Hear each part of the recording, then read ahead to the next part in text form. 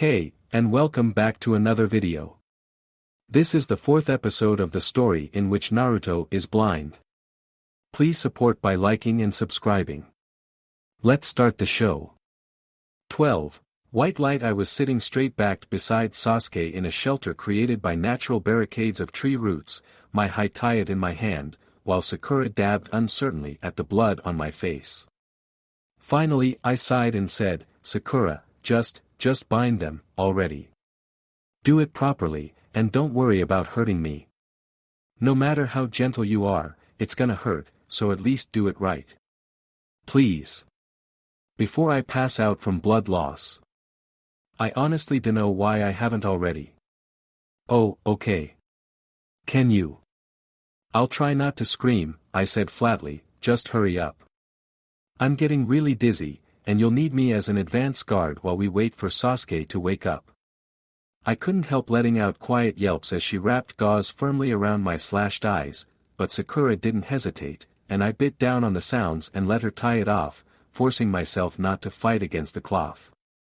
I let out a shuddering breath, swearing violently in my head as Sakura pulled her hands away and backed off, me wiping shakily at the blood still on my own face with a damp cloth and grimacing at the sticky feeling on my fingers. We'll only stay here overnight, whether or not Sasuke wakes up. If we can get to the tower quick enough, we'll be able to get some good, safe rest, and some medical attention for him, too. I really don't like the feel of that chakra flux. I heard Sakura nod, and then she squeaked, sounding embarrassed, and said, sounds like a good plan to me. I frowned slightly, not enough to disturb my eyes. What was her problem? What was there to be embarrassed about? I shrugged it off as a girl thing and continued, I'll watch Sasuke, you stay on guard. We're not going to be getting much sleep tonight, I'm afraid. Putting one hand in my pocket, I separated out my remaining tag bundles, finding the one I was looking for. Sakura, here. I handed her half of the tags from the sheaf I had selected, explaining, these are, or should be, tranquilizer tags. Slap them on a person like you would an explosive tag to a branch and activate it and it'll knock them out for at least 12 hours. Just don't use it on Leaf Neen if you can avoid it, they're still in the test stages and I don't know if the effect is strong enough to kill or not. I had nerve tags as well, but they were nowhere near as certain to work. I only started on them after wave, and I didn't want to accidentally hurt my teammate if the tags went bad and exploded randomly. Which they were still kind of prone to doing. As Sakura left the shelter of the buttress roots, I leaned back with a silent groan. It really was a miracle I hadn't collapsed from blood loss already. Head wounds bleed a lot, and this one was no mere scratch.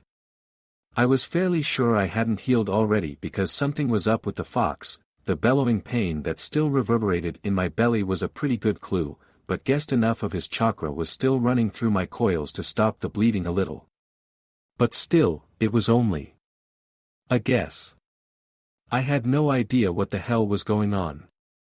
Leaves whispered as I wiped Sasuke's forehead gingerly. He was overheating, feverish, his breath rasping slightly and his chakra rippling angrily, centering around the flux in his left shoulder. That was seriously going to have to get looked at. Sasuke, I said quietly, replacing the damp cloth, you better come through this okay. You hear me? No dying on me. Not now. Not after we've come so far. There was no obvious response, but I thought he gave a faint sigh that might have meant, just hang in there. It'll all be okay in the end. I half smiled, and then exhaled slowly, letting my ears focus on the outside world, listening to the scramblings of small animals, the humming of insects, the screaming of a genin team from Kyumo. I wonder what they ran into. But it was a long way from us, so I didn't really care. I took another deep breath, trying not to fidget. My system was still buzzing with adrenaline, even after the long time it had had to calm down, and I found myself twitching incessantly, checking Sasuke's pulse and temperature, scanning the flux every few seconds. Then I flinched, fighting with my stomach, before staggering away to vomit in a nearby bush. My head was killing me. It wasn't just my eyes that hurt, it was like that snake freak attacked my brain as well, making my whole skull radiate pain. I hope that sword thing didn't have acid on it. I coughed, then spat, rinsing out my mouth, before stumbling blindly back and sitting down near Sasuke again to lean against the tree. I sighed, listening to Sakura's quick, anxious breathing out the front of the little cavern created by the tree roots. I needed something to do, or I'd lose it entirely. Or throw up again. Neither option was that inviting. I pulled my sealing notebook out of my backpack and flipped it open, going back to the problem of the freeze tags. The problem was that as a general thing, the elements didn't work together, they worked against each other. You had to change a fundamental part of them to stop them destroying each other inside the tag, boom, but doing that meant they weren't wind and water anymore. It was impossible to just contain them, too. Ever tried to put a metaphorical leash on the elements? Not fun. Also does not work. I chewed on my pencil, staring sightlessly at the supposedly innocent seals on the paper with a slight scowl. You can't defuse them enough to get them to connect and work together, and if you separated them far enough for them not to blow up they wouldn't be able to react to make the ice. A metaphorical light bulb went off in my head, warm and sparking with energy. Directional seals were usually. But if I used them here. Plus a spiral glyph to bind it all together. Put those seals there and that one there and change the direction of that rune. Those nodes, the connector paths would act as conduits for the extra power and they even had that endothermic tendency that would let them store power. I grinned at the scramble of notes that the page must look like, then flipped to a new one, wiped my finger over my cheeks, which were wet with blood again, and began to ink in the seals for 3 freeze tags, following my newly determined formula. Ah, hell yes. I muttered happily, ripping out the page and carefully tearing the 3 tags separate. The next unlucky bastards to come across us could be my guinea pigs for these, as opposed to the innocent trees I usually ended up using. Sasuke groaned softly, and I shifted my focus back onto him, wiping the sweat off his face and changing the cloth. Come on, Sasuke, you've beaten worse than this, I told him quietly. Hang in there, huh? We just gotta get to the tower, but you better wake up before then, bastard, you're damn heavy. You hear me? You gotta wake up. He didn't respond, though I was hardly surprised. His chakra system was flaring uncontrollably, and the worst of the storm was centered too close to his head. This kind of crap was painful enough, but in your head? That had to hurt like all fuck. I wrung out a cloth absently, listening to the sound of a genin team arguing off in the west. They were too far for me to make out the words, but they didn't seem to be close enough to be a threat, so I set about finishing the freeze tags, edging them with blood to stop them from going off the second I put chakra into them and deciding on an impact fuse seal. Even if they didn't always work, the timers would be unreliable for these ones. I just finished when I realized that the genin team had stopped arguing and were now moving, and heading straight at us. Shit. Sakura, 3 hostiles, approaching from the west. Be on your guard. She gulped, then whispered, thanks. Be careful. I frowned, wondering what she meant, then turned back to my best friend as he coughed weakly, chakra fluttering disconcertingly. I checked his pulse again, changing the cloth as I listened to the approaching team suspiciously and relaxing slightly as Sasuke's coughing fit calmed. The 3 advancing genin were just that, genin. Their chakra was normal, if with a different feel to most others, and it wasn't aged or shadowed. All the same, 3 enemy genin was probably 3 more than my team could handle right now. I heard a squirrel scurrying around, far too close to our camp, and cocked one eyebrow as I realized it had just escaped from the 3 genin, who had stopped moving for now. The sound of a kunai landing in the dirt made me twitch, and the squirrel bolted away. I guess Sakura hadn't wanted it to set off whatever traps she had set up. Then I heard voices, unfamiliar ones, talking quietly, out of most people's range of hearing. Well, sadly for them, I'm not most people. She noticed the explosive tag on the squirrel. There was a tag on the squirrel. I don't think so. Then what? I think we'll find out if we get closer. That was 2 males, I guessed the third was female, judging from footsteps and the usual way genin teams were set out, but I couldn't be certain. Exceptions to every rule and all that shit. So, let's get going. I quietly warned my teammate, "Get ready, Sakura, they're coming." She squeaked in fear, but I was preoccupied with Sasuke's violent shivering. Damn, he was just going from one extreme to the next. I wondered vaguely what time it was. If I really tried, I could guess it from the lengths of shadows on the ground, or the strength of sunlight, but that was difficult and not something I usually bothered with. I just asked Sasuke. Not to mention I could usually only tell day and night. But the thought fled my mind as I heard a male genin's voice, one of the ones from just earlier, say mockingly, "Keeping guard all night?" I huddled down instinctively against the bark of the tree roots, wondering if they could see me. Hoping that the answer was no. "Wake up, Sasuke-kun. We want to fight him." I froze. Fight Sasuke? What the hell for? There were stronger, more impressive genin out there to prove themselves against, and we were unlikely to be targeted as easy prey. Okay, so we were rookies. I paid only vague attention to Sakura's sharp voice demanding various answers, preferring to mull over my own questions and put a comforting hand on Sasuke's shoulder when he shuddered, his chakra flashing tiredly. The internal fight was wearing him out. "Hang in there, Sasuke." I wonder what that man could be thinking. There was a definite sneer in the guy's voice as he spoke, and I frowned slightly. That had something to do with that mark, the power flux in Sasuke's neck, which was still just as violent as before.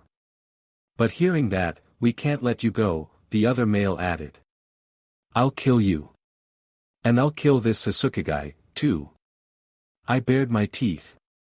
Yeah, right. They'd have to get through me first. "Wait, Zaku," said the first one, and I instantly pinned the name to the second male voice. How unoriginal. What use is a trap if it's noticed? They spotted one of Sakura's traps. "Che, how sad," Zaku said snidely. "She threw the knife so the squirrel wouldn't get caught." "Let's kill her now," said the first genin, and I could hear the malicious grin in his voice. My heart started to pound as I reached for a weapon, hearing all 3 of the enemies push off from their vantage points, all headed towards us, and then there was a sharp twang as Sakura cut a wire. I raised my eyebrows at the size of the log I could hear swinging down towards them, and grinned. Sakura had definitely improved from the bratty fangirl who'd been a footstool in Sensei's bell test, thinking to trap the above as well as below. Then there was an incredible blast of air, not sound, just air, that shoved against me, no doubt far more violent outside of the shelter. What the hell? I thought frantically, shifting my feet so that I was ready to move if I had to. I was about to charge out, weapons flying, when a voice made me relax as I realized we were okay, at least temporarily. Rock Lee had come to the rescue. Thank Kamisama for his insane crush on Sakura and inability to back down from a challenge. The blows I could hear landing sounded very painful, and I made a note to watch out for this guy, on top of all the other mental notes on Rock Lee. Seriously, there was enough mental paper in there to make a mental tree. His taijutsu was very impressive, and his speed was nothing to sniff at. I listened to them exchanging blows, half of my focus on Sasuke, who was groaning quietly between gritted teeth. I was starting to get really worried. The flux wasn't getting any better, I still had no clue what it was, and his system was getting exhausted from the constant fight. If I had better chakra control I might risk giving him a bit of my chakra to help fight whatever was the problem. My chakra was volatile enough to drive it out, but I didn't, so I couldn't. Then I jerked and clapped my hands over my ears, gritting my teeth against a blast of air and ringing sound that shot needles of pain straight through my eardrums into the center of my brain, hot pulses of fire burning in my head and making tears come to my eyes, which made the deep wound their sting. But I paid it no mind, forcing my hands even tighter over my ears and trying to block the painful noise. Then it was gone, and I tried to drag myself back to the present, my skull still echoing with the vicious ringing.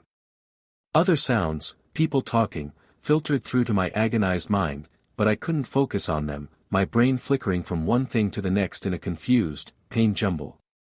Slowly, I regained my grip on my senses and consciousness, finding myself crouched on the ground beside Sasuke, my head in my hands. I could hear the sound genin jeering as Sakura fought them, Sakura. I shot to my feet at the sound of kunai meeting flesh and darted forwards to the entrance, trying to build a mental map of the situation.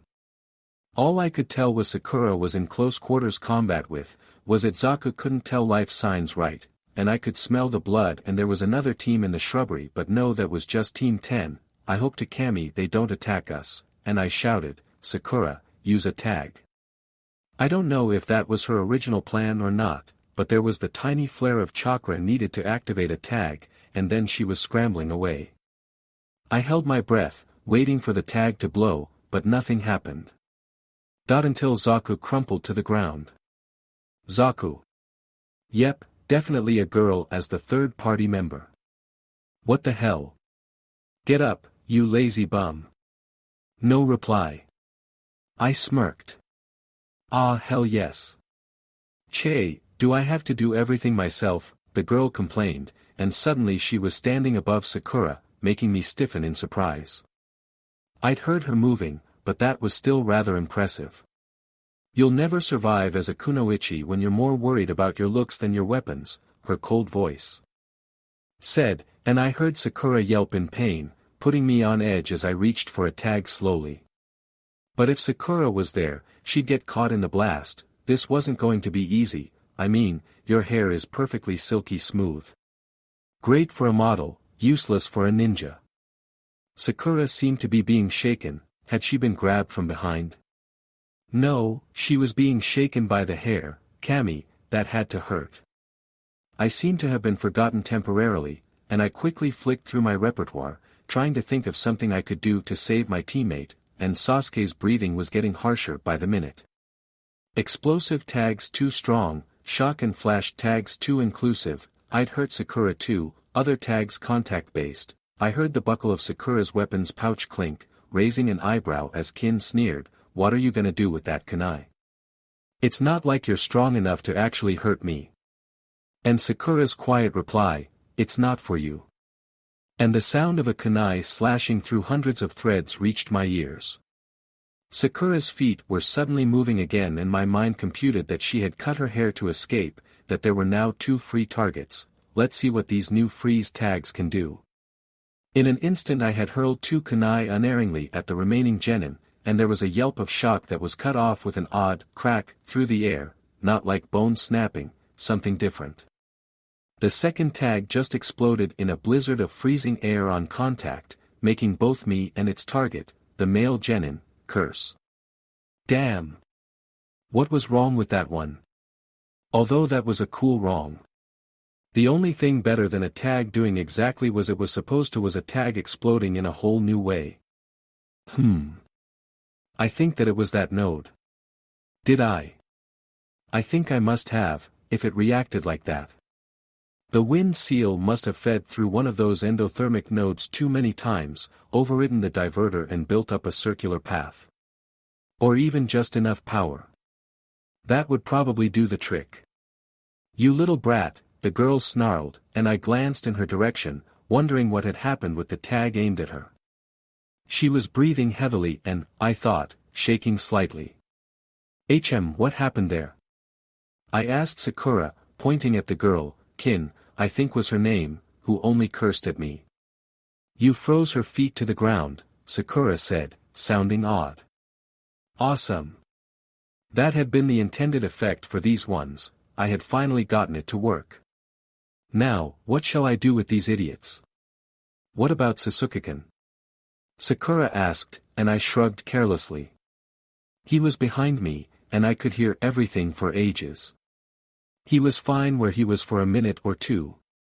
Aloud I said, Sasuke's just going to have to take care of his own unconscious ass for a while. Is Lee okay? He's out cold, and he's pretty beat up, that air thing, his eardrums messed with his balance, I muttered, nodding. Yeah, I felt it. Bastards. I don't think it was strong enough for his ears to go entirely, though. He should be fine with a little recovery time. I decided then and there that I hated Sound Ninja. Their whole attack theme seemed incredibly unfair to me. I shook my head, trying to dispel the ringing. And it wasn't just this fight. Since we'd come to the forest, it had been explosion after loud clash after screaming genin with no end in sight. In the midst of a battle, I had managed to dismiss the noise, but it irritated me in hindsight. And my head hurt. And I was dizzy. That creep, next time I met him I'd cut his eyes out, see how he liked it. Grumble. If I could find him again, that was. His voice and creepy snake scent were ingrained in my memory, but I realized that I didn't have a name to match with the markers. I'd ask Sasuke when he woke his ass up. My eyes were still bleeding sluggishly, and I wondered idly if the euphoric I didn't give a damn had something to do with that as I swiveled my head in a sick parody of looking around. Give the stuck-up Hyuga in that tree nightmares, seeing me with blood dripping down my cheeks and bandages tight around my eyes. But so far at least he hadn't attacked us, and as long as it stayed that way, I wouldn't have to deal with him. Instead I focused on the annoying Sound Genin, the two who were still conscious, I mean. Number 3 probably wasn't getting up for a while. The girl was struggling, yelping occasionally as she tried to get free. If she'd had access to ranged weapons she'd probably have proved it already, so no danger there. It was the last one who could be dangerous if he wanted to. But with a little luck, and a lot of bravado, I might be able to scare him off. Slowly, I let my head tilt to the side, and grinned. 2 down, 1 to go, I said conversationally. Would a level 2 explosive tag be overkill, Sakura? Maybe, she said uncertainly. Damn it, Sakura, you're supposed to be a genius. Catch on already. You never let me have any fun, I whined anyway. You've seen them. It wouldn't cause that much of a mess. At this point Sasuke would have said something sarcastic along the lines of is that the level 2 that exploded the giant snake all over your clothing or the level 2 that desiccated a square kilometer of heavy jungle? And while Sakura's response wasn't as good as his would have been, it still did the trick. Naruto, I've seen your apartment. Your idea of mess does not tally with mine. Well, as far as I knew, she'd never actually seen my apartment, so apparently she'd gotten the picture. Finally. I pouted, crossing my arms and looking as put out as I could manage. What if they won't go away? Then can I? She sounded like she was considering it, though the sound guy didn't seem all that upset, and then something exploded well behind us, sparks and shrapnel dotting our little clearing. That was another team down. Oh, that's where I left that tag, I exclaimed, trying for delight. Sakura stifled a snort, and finally, the last Sound Genin folded. Very well. He shifted, feet scuffing the grass. I concede defeat to a superior force. If I leave you my team's Earth Scroll, will you let me take my teammates and leave without further struggle? I automatically glanced at Sakura, thinking quickly as his female teammates spluttered and screeched. We didn't need another scroll, we had both, now, we were in the clear. On the other hand, if these guys didn't have a scroll, it would make it much harder for them to pass this exam. They'd aggravated my headache, which was now the size of a small country, harassed my teammate, and had been going after Sasuke. I wasn't feeling particularly charitable. Fine, I growled. You turn up in my scope again before the end of this, and you'll find out what was making all those explosions earlier. As the tired, defeated chakra of the Sound team faded away, my focus was drawn to the rest of Lee's team, who were standing over us but not moving. Yet. I scowled up at their tree. Are you going to come down and bother us, too? I demanded, not willing to even try to be subtle. Are you going to try to fight us? The Hyuga asked in return. Annoying bastard, answering questions with questions. Niji, his name was. Eh. At this point, I really didn't care. Use one of those level 2 explosive tags of yours to run us off. No, I said frankly. I mean, if I had to get rid of you guys, I'd just hit you with a tranquilizer tag like the sound dude got. You'd probably survive it. Well, maybe. In here survival's more of a question than an answer. There was a distinct pause as the two glanced at each other, before the girl I'd nearly trampled in that training exercise all those months ago cleared her throat and said carefully, "How about we just take Lee and get out of your hair?" I could be perfectly happy with that arrangement, and told them so. Team 10, it seemed, had decided that discretion was the better part of valor, as I'd heard nothing from them for a long while, not so much as an intake of breath. Annoyingly, I couldn't remember when that had happened, but if they'd decided to sneak off without bothering us, so much the better. I was in no mood to be dealing with more people now, not with Sasuke shifting again. Sasuke. I scrambled back to my fallen friend. He was panting, twitching, making odd, soft little noises that I couldn't classify, but his heartbeat was sharp and steady, and his chakra was starting to settle, just a bit. It would clearly still hurt like a bitch, but hey, anything was a good sign at this point. Sasuke. Hey, can you hear me? Come on, man, if you can't hear me then I'm gonna have to get seriously worried about you. He groaned, and the tired, pain-filled sound was like music to my ears. Oh, hell yes. How are you feeling? Come on, buddy, gimme something to work with, pain, blood loss, numbness, something to do with your chakra, 'cause that's some weird shit it's doing there. Naruto, shut up, he growled. His voice was faint, hoarse, and gasping, a weak little cough punctuating the end of his sentence, but it was a response, for heaven's sake, a response. However, it wasn't what I was looking for. That's not an answer, I informed him crossly.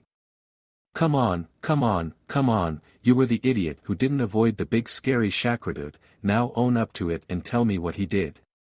The Uchiha tried to move and hissed in pain, slumping back. How the hell should I know, he panted. Ugh. I had the craziest dream. Good for you, I told him brusquely. Can you get up? We got blood everywhere again, we're gonna have to move soon. Good grief, can't you even sit still for 5 minutes without making a mess? Sasuke demanded, now struggling to sit. It was obviously a lot more trouble than it was really worth, because he was forcing chakra into his muscles just to be able to move them right. Chakra made a sharp crack against the ground where it sparked, the heat scorching the grass under his hand to a few blades of ash. Sasuke yelped and jerked his arm back, nearly toppling over. Sakura caught him, and I prodded thoughtfully at the burnt spot. I take it you didn't mean to try to set us all on fire. I said mildly, and my friend swore tiredly at me.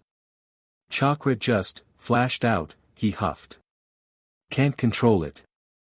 I rubbed my jaw, chewing absently on my lower lip as I thought about that. Sasuke's got real good control. When you play with fire most of the time, you have to be able to keep it in check, right? He'd never had the problems I did with random flares. The chakra flux, I said aloud, and Sasuke shifted. I read the question in the movement and continued, kicking my feet off to the side so I wasn't sitting on my heels as I did so. Since you passed out, your chakra's been, like, freaking out. Looks pretty painful, but then what would I know? Anyway, your shoulder looks the worst, which is bad, because your chakra doing cartwheels near your brain is just never a good thing, so, my shoulder, he interrupted, shifting his hand, probably to rub at his collarbone. That's where he bit me. I gaped at him. He bit you? Oh, gross, have you got any idea what that can do? Oh, that's disgusting. Sasuke poked me, and I quickly went back over what we'd been saying, trying to remember what I was supposed to be. Oh, right. So, I think that might have had something to do with it, I finished lamely. Your chakra was going mad, so. I dunno. It doesn't seem to be doing anything now, so. Maybe we can get Sensei to take a look at it later. Yeah, I guess so. His hand moved again, from the next sound he was running it through his hair or rubbing his head or something. Damn. That was such a weird dream. He seemed pretty bothered by it, and my broody Uchiha buddy usually brushed off dreams and nightmares and shit like they were bedbugs or something. About what? I asked, wondering if it had anything to do with his chakra. With it in tune with the rest of you, it spazzing like that would do something to your head, maybe dreams. Something to look into, maybe. Just searching for something I couldn't find, he murmured, and he was clearly very much out of it or he'd never have been talking about this in front of his already devout fangirl. There were voices. But they didn't make sense. I couldn't figure out what they wanted, so I just sort of ignored them. He tried to sit up again, hissing in pain even when I tried to take some of his weight and Sakura supported his other side. Damn, that grass dude really did a number on you, I said slowly, still trying to gauge the real level of injury. I guess. Do you know anything about him? The Uchiha, still breathing hard, managed to nod and murmur back, yeah. Not much, I'll admit, and a lot of the crap he was spouting didn't make sense, but he called himself Orochimaru. Nope, doesn't mean anything to me, I shrugged. A few hours later, we stopped for a break, mostly because Sakura just about collapsed and began to cry, spluttering something unintelligible about my eyes and Orochimaru and being so scared and how she was sorry she hadn't been able to stop him from hurting us. It went on for a while, until Sasuke finally gave in and guided me to sit on the forest floor before moving towards the noise of Sakura's sobs. From her little wail and the thump of two bodies colliding, it sounded like she threw herself into his arms, and Sasuke for once didn't sidestep. It wasn't your fault, Emma-boy murmured to her. You did all you could. Sit down, come on, sit and drink this. I tilted my head, interested.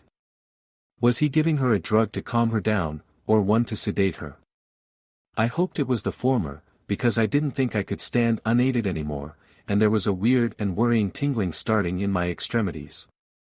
Sasuke, of course, was pretending to be fine, but I could tell he was shaken up as well. We needed all three of us awake to get out of here. Still, after a few minutes quiet sobbing, Sakura slumped over with an audible rustle of clothing, and I listened as Sasuke lowered her unconscious body to lay on the ground and moved back to sit beside me. Now was as good a time as any for a short break. 2 days in, and we have 2 people out of 3 crippled already, he commented grimly, breaking the silence that had gripped our tiny camp, you know, aside from the leaves and Genin screaming from afar. Huh. I glanced up from my Boruto-induced, and thus completely failed and pointless, attempts to replicate that explosive freeze formula I'd used on the sound Genin. This stupid curse seal makes it dangerous for me to use chakra, and you're blinded, and this time there's no way to hide it. There was a pause as I considered this. You sure? Yes. Sakura knows. Lee and his team know. Team 10, no, scratch that, Shikamaru knows. The rest of his team maybe not, unless he tells them. You're not healing as fast as usual, there's absolutely no way for you to say, I'm not blind. I grimaced, biting my lip. Shit. Sasuke didn't reply aloud, just shuffled closer and hugged me roughly around the shoulders. I sighed tiredly and went limp, leaning heavily against him, feeling exhausted and miserable. What are we gonna do, Sasuke? I don't want to go. But they won't let me be a ninja if I'm blind. That was the whole point of hiding it, I knew they'd never let me. I knew. I buried my face in his shoulder, eyes stinging viciously at the thought of being forced to quit being a ninja. I wouldn't be able to take it, my life as a ninja meant so much to me, and always had, even before I graduated. And Sasuke would be out on missions more and more often, and I'd be left without my best friend. Sasuke awkwardly patted my head as I shuddered, trying not to sob, and said, It's not over until it's over, Naruto. Don't give up now. Show them that you're meant to be a ninja, that it's in your heart and soul and you can't give it up. Why bother? I whispered, bloodied tears leaking from my broken eyes. Why bother? They'll just drag me off, saying I'm a health hazard, a danger to my team, and you know what? They'd be right. Sasuke sighed, and I knew he was rolling his eyes. Smack. Ow. I cringed, putting one hand to the back of my head. Snap out of it. I stared at him, confused, and he continued, "You're better than this, Naruto, you can and you will be better. Now get up, it's time to go." I stood up slowly, listening to Sasuke checking his bag and waking Sakura, and smiled. Don't give up. I guess it's only fair. How are you feeling? Sakura asked timidly, and I grinned, masking my earlier despair all too easily. Been better, but hey, I'm conscious. Sasuke walked over, brushing my arm to be sure he had my attention. Can you carry your own pack or do you want me to? You lost a lot of blood. I turned my head to him, offended. What kind of prissy sap do you take me for? I picked up my backpack and strapped it down properly, checking that I could reach my ceiling scrolls more easily this time. I had refilled my pouch, but it never hurt to be cautious. If we ran into Orochimaru or Gaara. I didn't want to think about it. Naruto, put your hand on my arm, Sasuke instructed me, pulling me from my worries and making me glare instead. Sasuke, I'm not a little kid who's gonna wander off. I know, he said patiently. Then, very faintly, so faintly only I would be able to hear him, but you're not supposed to be able to do this. I bit my lip, realizing the truth in his words. I wasn't supposed to have been blind for so long that this felt like being treated like I was 4 years old again. No one else knew. No one else could know.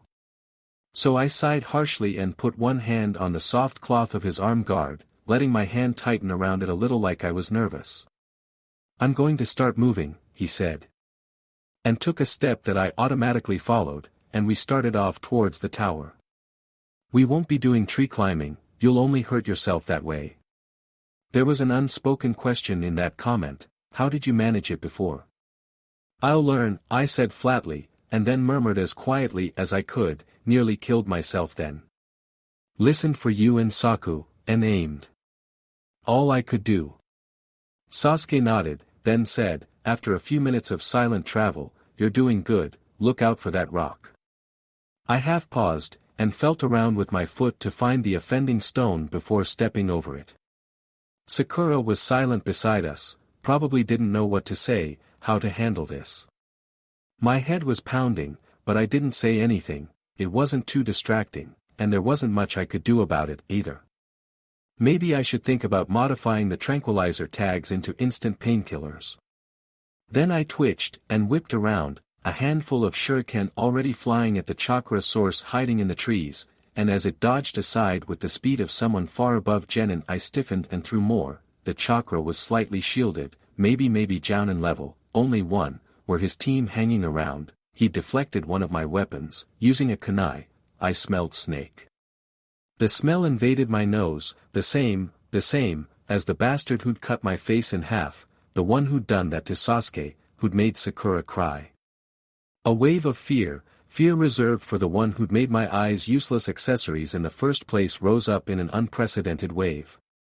My tired, confused mind overlapped with nightmares, old memories locked away long ago that still stalked my footsteps, and through it all was the snakes, the smell of them, there, here, now, him. My heart leaped up into my throat and stuck, making breathing hard, and Sasuke was saying something but it was too late I was gone they were here I could hear them feel them smell snake and just like that, I bolted.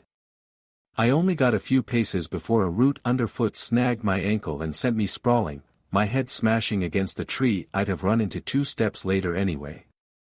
I screamed aloud as the rough bark smashed into my temple and dragged across my face, across my eyes, jostling Sakura's bandage, sending fire flooding through my body, rippling in agonizing waves from my eyes and oh god there was blood but I had to go I had to leave I couldn't stay Notagain it, Naruto. Sasuke. My panicking mind latched onto the voice and I stopped flailing, letting him disentangle me from the tree and its low-hanging branches and pull me into a tight hug. "It's okay, Naruto, you need to calm down," he murmured. "It's okay. You're safe." I shook my head, unable to tell him how not safe we were, but I was getting dizzy and feeling the ground tilt precariously under me, so I just clung tighter and whimpered when he loosed his hug and instead pulled me to my feet. "Holy hell, Naruto, what happened to you?" a voice exclaimed, and I instantly pinned the false friendliness as Kabuto. "How does he know my name? I don't understand. He smells snake. No, not quite, almost snake. Are you okay? That looks nasty. I'm a medic Nin, let me take a look at that." "Get lost," I growled straight away, pretending I couldn't hear the half-sob in my voice. Lifting a hand cautiously, I gingerly touched my cheeks, where I could feel moisture, and brought newly slicked fingers to my mouth. The coppery tang of my blood flooded my mouth and I gagged, then whimpered a little to think how much blood I had to be losing, and tightened my grip on Sasuke.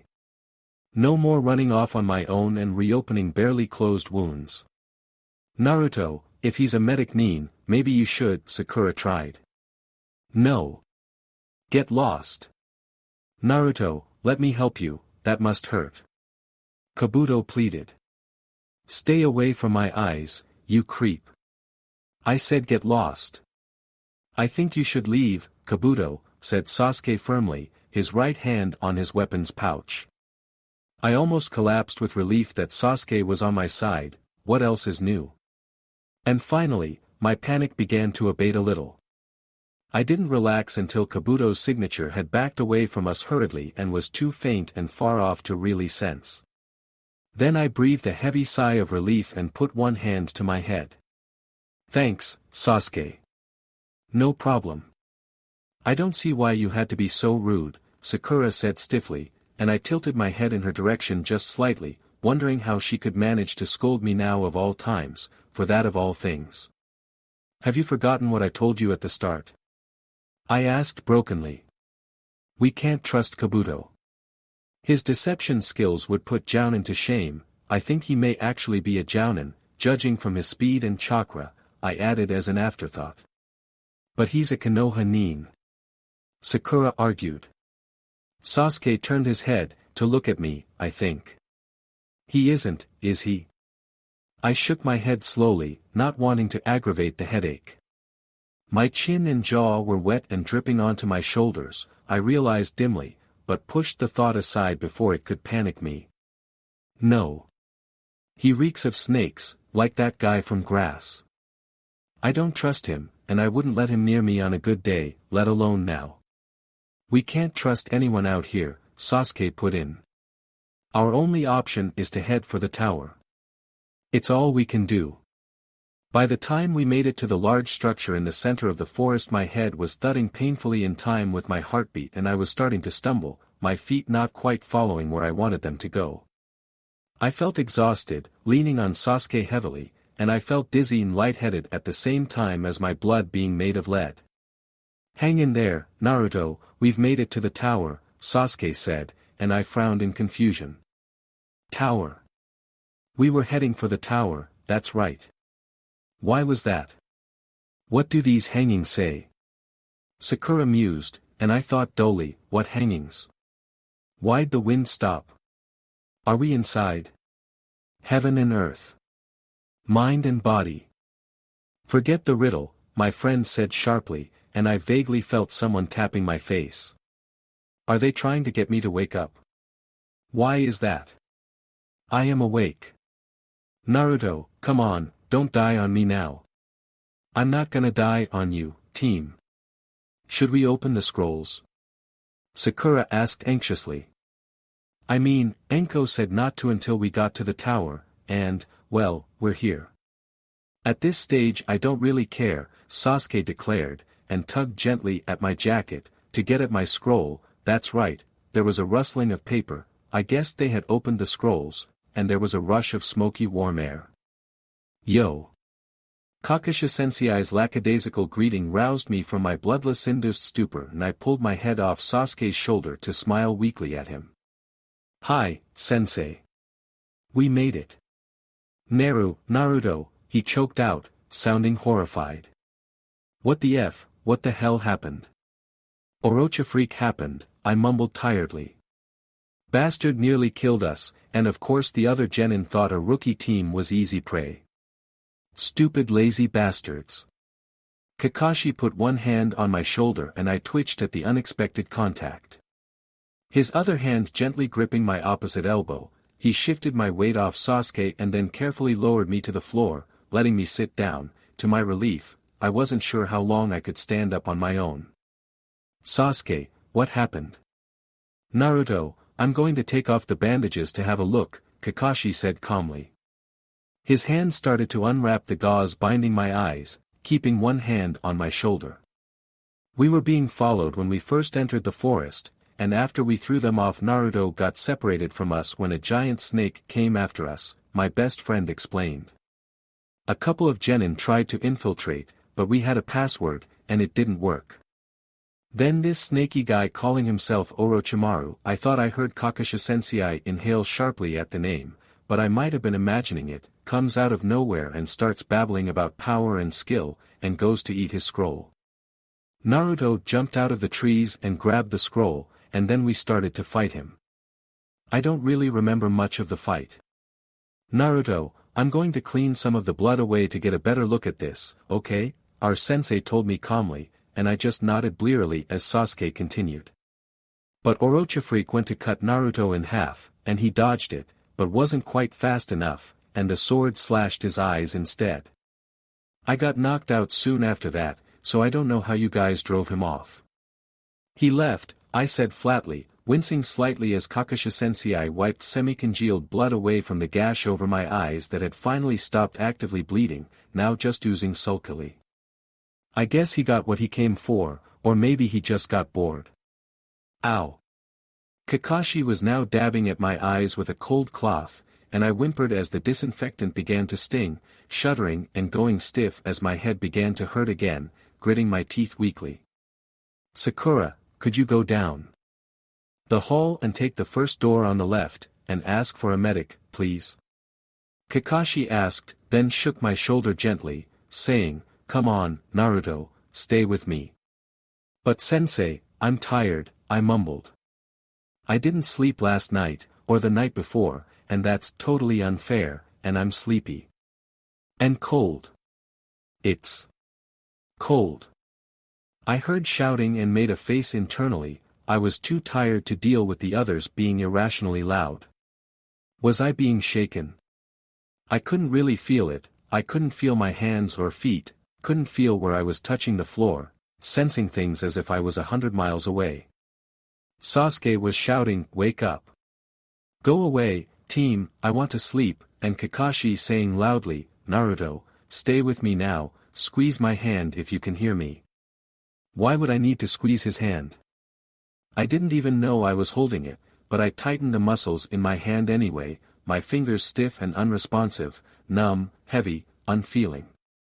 I heard an unfamiliar voice say something faintly about adrenaline and painkillers before all the sounds faded away, leaving me in a blissful, painless void.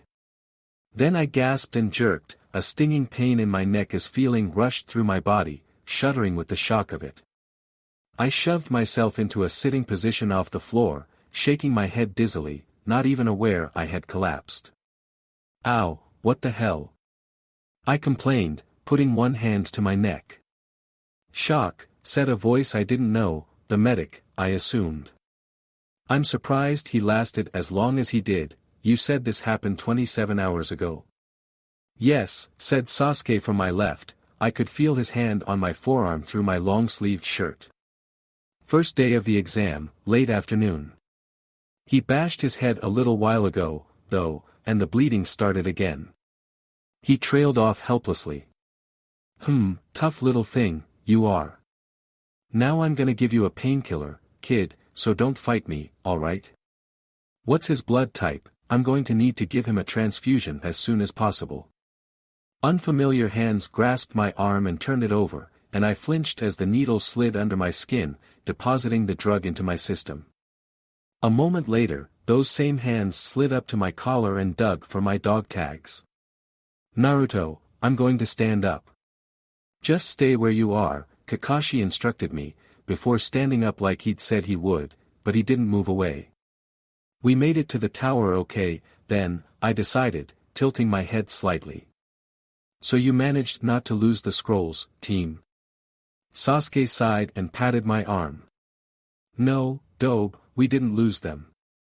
You, however, lost a lot of blood. Sorry about that.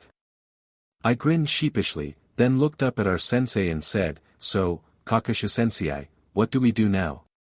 All three of you are going to go to the hospital to get checked and fixed up, Kakashi replied calmly, and I frowned slightly in confusion.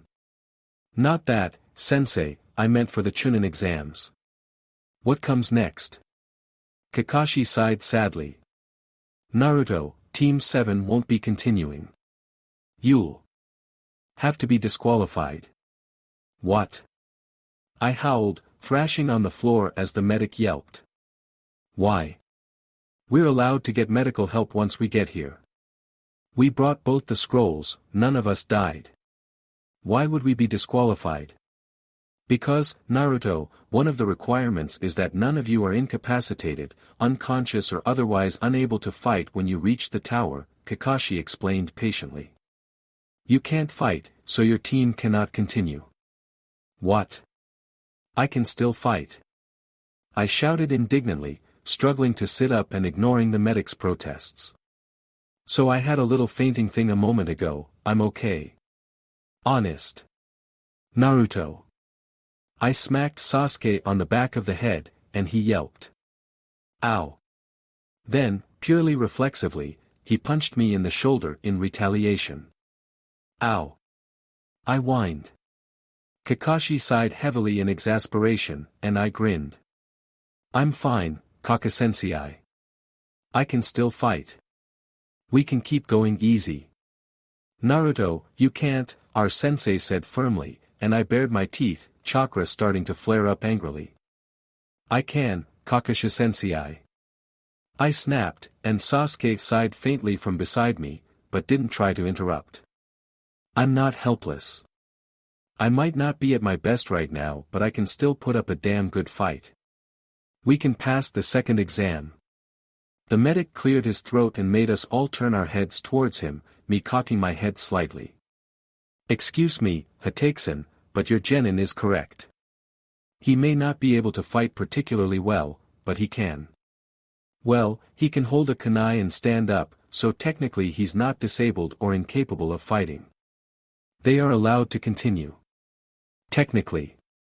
There was a long pause, with a steady rise in killer intent that was aimed at the medic. I couldn't help grinning.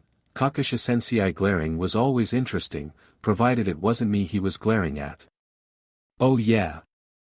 I love technicalities. I cheered, albeit in a much more subdued manner than my norm.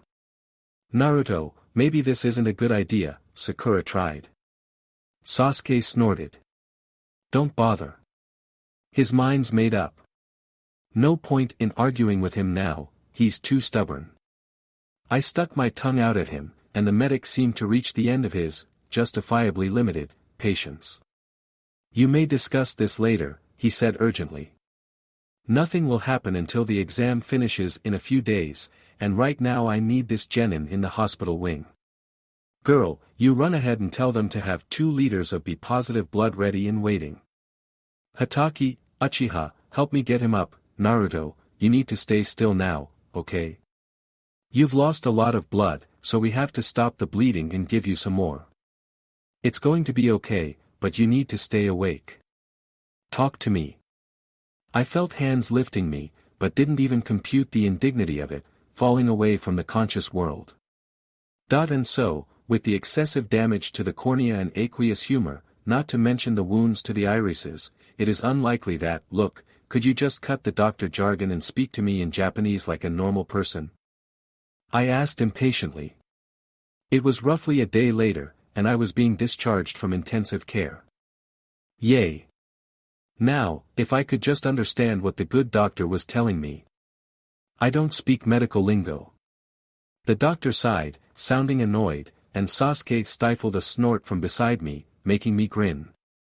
I meant, Uzumaki-san, that your eyes are so damaged it's not medically possible that you'll ever be able to see again. You were permanently blinded. There was a long pause as I waited for the doctor to continue, but that seemed to have been the ultimatum. So, I said slowly, what about the other injuries? Any broken bones I should know about and can't remember? Hit my head one too many times. Burns, sprains, all that crap. The doctor sighed again, more irritably this time, and papers flipped. Minor concussion. Minor to moderate blunt force trauma. Various contusions and deep tissue trauma. Various small to medium cuts. Slight strain in left wrist, presumably from falling on it. Severe gash to the head, causing extreme damage to the eyes. Moderate to major blood loss. Shock. That about covers it. Really? That's it? I was mildly surprised. Nothing broken. That's new. Well, there's a stress fracture or two in your skull, but nothing worth mentioning. Great. I said cheerfully, pushing myself off the bed. A couple of days rest and I'll be ready for whatever this exam has left to throw at us. The doctor patted my shoulder in a way I think he meant to be comforting. All right, you can go now. Yuki Hazen, your room is on this floor, room 137, take a left from here, or right down the corridor and it's halfway down the hallway. Take Uzumaki-san there and get some sleep, okay? I need to speak with your teacher. Sasuke led me down the hallway silently, holding my wrist gently, and I couldn't help shifting my head so that I would appear to be looking at things as we went. It was habit, now, ingrained from years of practice. But even though I could vaguely sense out the area from our echoing footsteps, I asked, what's this place look like, anyway? Stone walls, metal doors, Sasuke replied. Floor seems to be stone, but I could be wrong. Fairly well lit, electric lights and so on. There are metal numbers nailed to the walls beside each door, I guess they're the room numbers. We just passed 100, must be nearly there. I nodded my thanks, and paused a few minutes later as Sasuke pulled himself to a stop. There was the sound of a door opening, and then I heard Sakura yelp slightly. She hadn't taken long to be checked over, and so had apparently been sent ahead. Oh. Sasuke-kun, Naruto. What did the doctor say? I scratched my head. There was a whole lot of medical jargon, but I somehow avoided breaking any bones. Couple of stress fractures, blood loss, cuts, bruises and so on, but hey. No bones. That's good news. There was a pause, and Sasuke muttered, I believe she meant what he said about your eyes, dope. Oh yeah. Heat rushed to my cheeks and I rubbed the back of my head sheepishly. Well, what do you want me to tell her? I seriously didn't get all the medical crap. Sasuke sighed. Okay. Just sit on the bed, head left to the wall and follow it. I'll tell her, you're too dense to do it gently. I ran my hand along the wall until I ran into the bed, sitting down on it with a sigh of relief as Sasuke said quietly, the doctor told us the outlook was very bad. There was a poison on the sword, it's a miracle it didn't kill him, and the damage done was extensive. Sakura. Naruto was blinded. And it's permanent. There's nothing anyone can do. The girl gasped slightly, but I was starting to feel really sleepy. Must have been the painkillers. I let my mind slip away. Kakashi's log. Sensei, I'm sorry. I'm a failure as a teacher. I know you'll never forgive me for everything I've done, but I'm sorry, and I always will be. I woke up in a warm, soft bed that was definitely not the lump of stone in my apartment or the grass of the training fields I occasionally zonked out in. Had I stayed over at Sasuke's house or something? No, we were midway through the Chunin exams. We were in the tower in the center, and would be staying here, recuperating, until the exam finished, in 3 days' time, including today. I smiled slightly, and sat up, wondering what time it was. Sakura was still asleep, in a bed across the room, and Sasuke's light breathing came from above me, must be a bunk bed. I yawned, and then swung myself off the bed and stood up. A mistake, I discovered, as strained, exhausted muscles took my weight for half a second and then collapsed. I winced as I crumpled to the floor heavily, narrowly missing a new head injury, my limbs stiff from the violent exertions of the last few days. Now, most people would expect to be rather stiff and sore, but not me. The Kyuubi generally doesn't tolerate any form of injury. Which meant whatever Orochi freak had done to my system was serious. "You okay?" Sasuke's voice made me twitch, and with a rustle of paper, I realized he'd been reading. "Yeah." I slowly stood up and backed onto the bed carefully, falling onto it with a soft thump. "Just stiff." There was a frown projected through a slight elevation in his faintly quicker breathing. "What about?" "Orochi freak did something funny to me, and now the furball's gone quiet. I can't touch his chakra, he hasn't even growled in days, the killer intent has vanished, hell, even, I think Snake Guy may have put another seal on. Sure felt like one, damn, those things hurt." Sasuke was quiet for a moment, before he asked, "So what are you going to do?"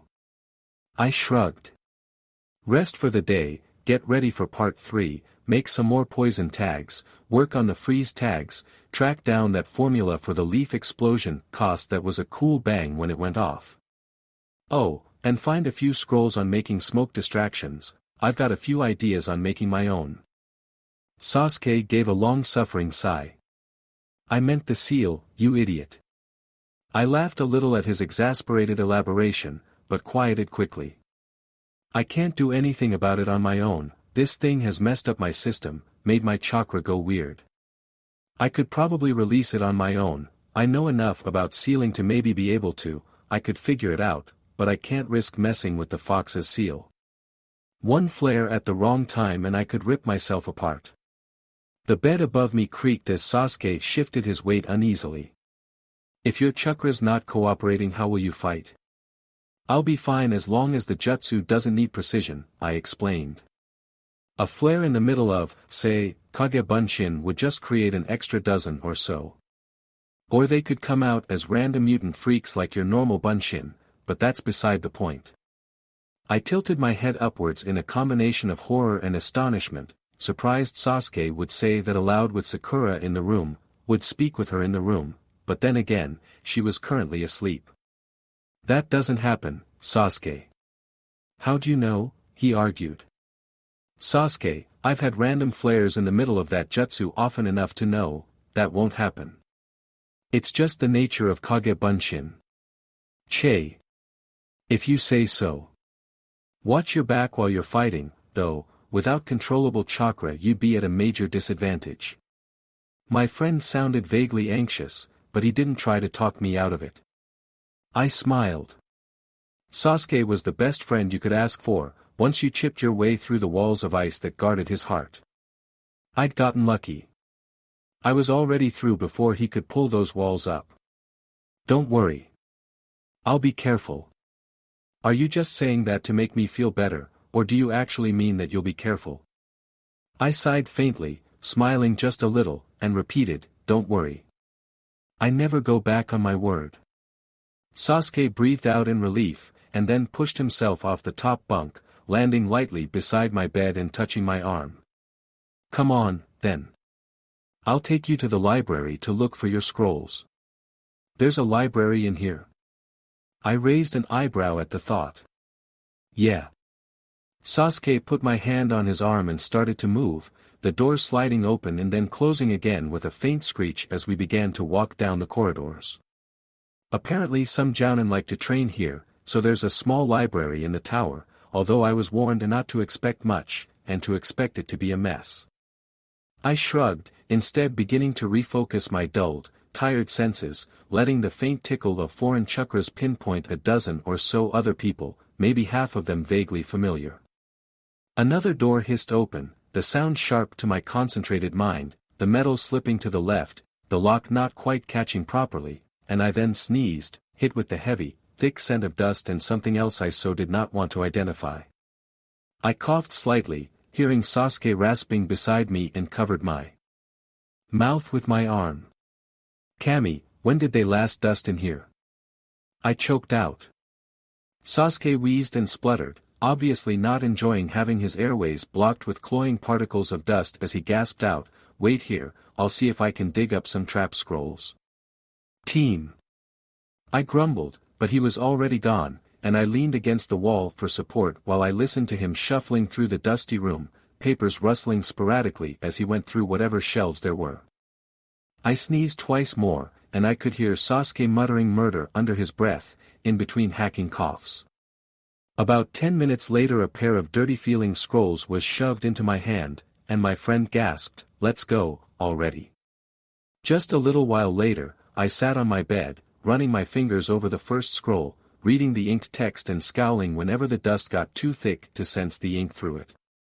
I had a cloth beside me that was being used to wipe the paper clean whenever that happened, but it was still annoying. Sasuke had gone back to reading his book, still coughing under his breath every now and then. "Hey, Naruto, when Sakura wakes up, you'll have to put the scrolls away." At my indignant noise of complaint Sasuke continued, "Dobe, blind people can't read. I personally have no idea how you managed to learn to do it. Ink sensing is kind of hard, I admitted, but then I'll be bored." "Would you rather be bored or found out?" That harsh comment made me shut up, and I went back to reading on the production of smoke bombs with a scowl. The trouble with those was that the smoke was usually traceable, you couldn't use them in assassinations or you could give away your supplier and then get it tracked back to you. Plus, you yourself could get directly tracked if you were sloppy, the smoke clung to hair and clothing, a dangerous scent trail for a decent tracker to follow.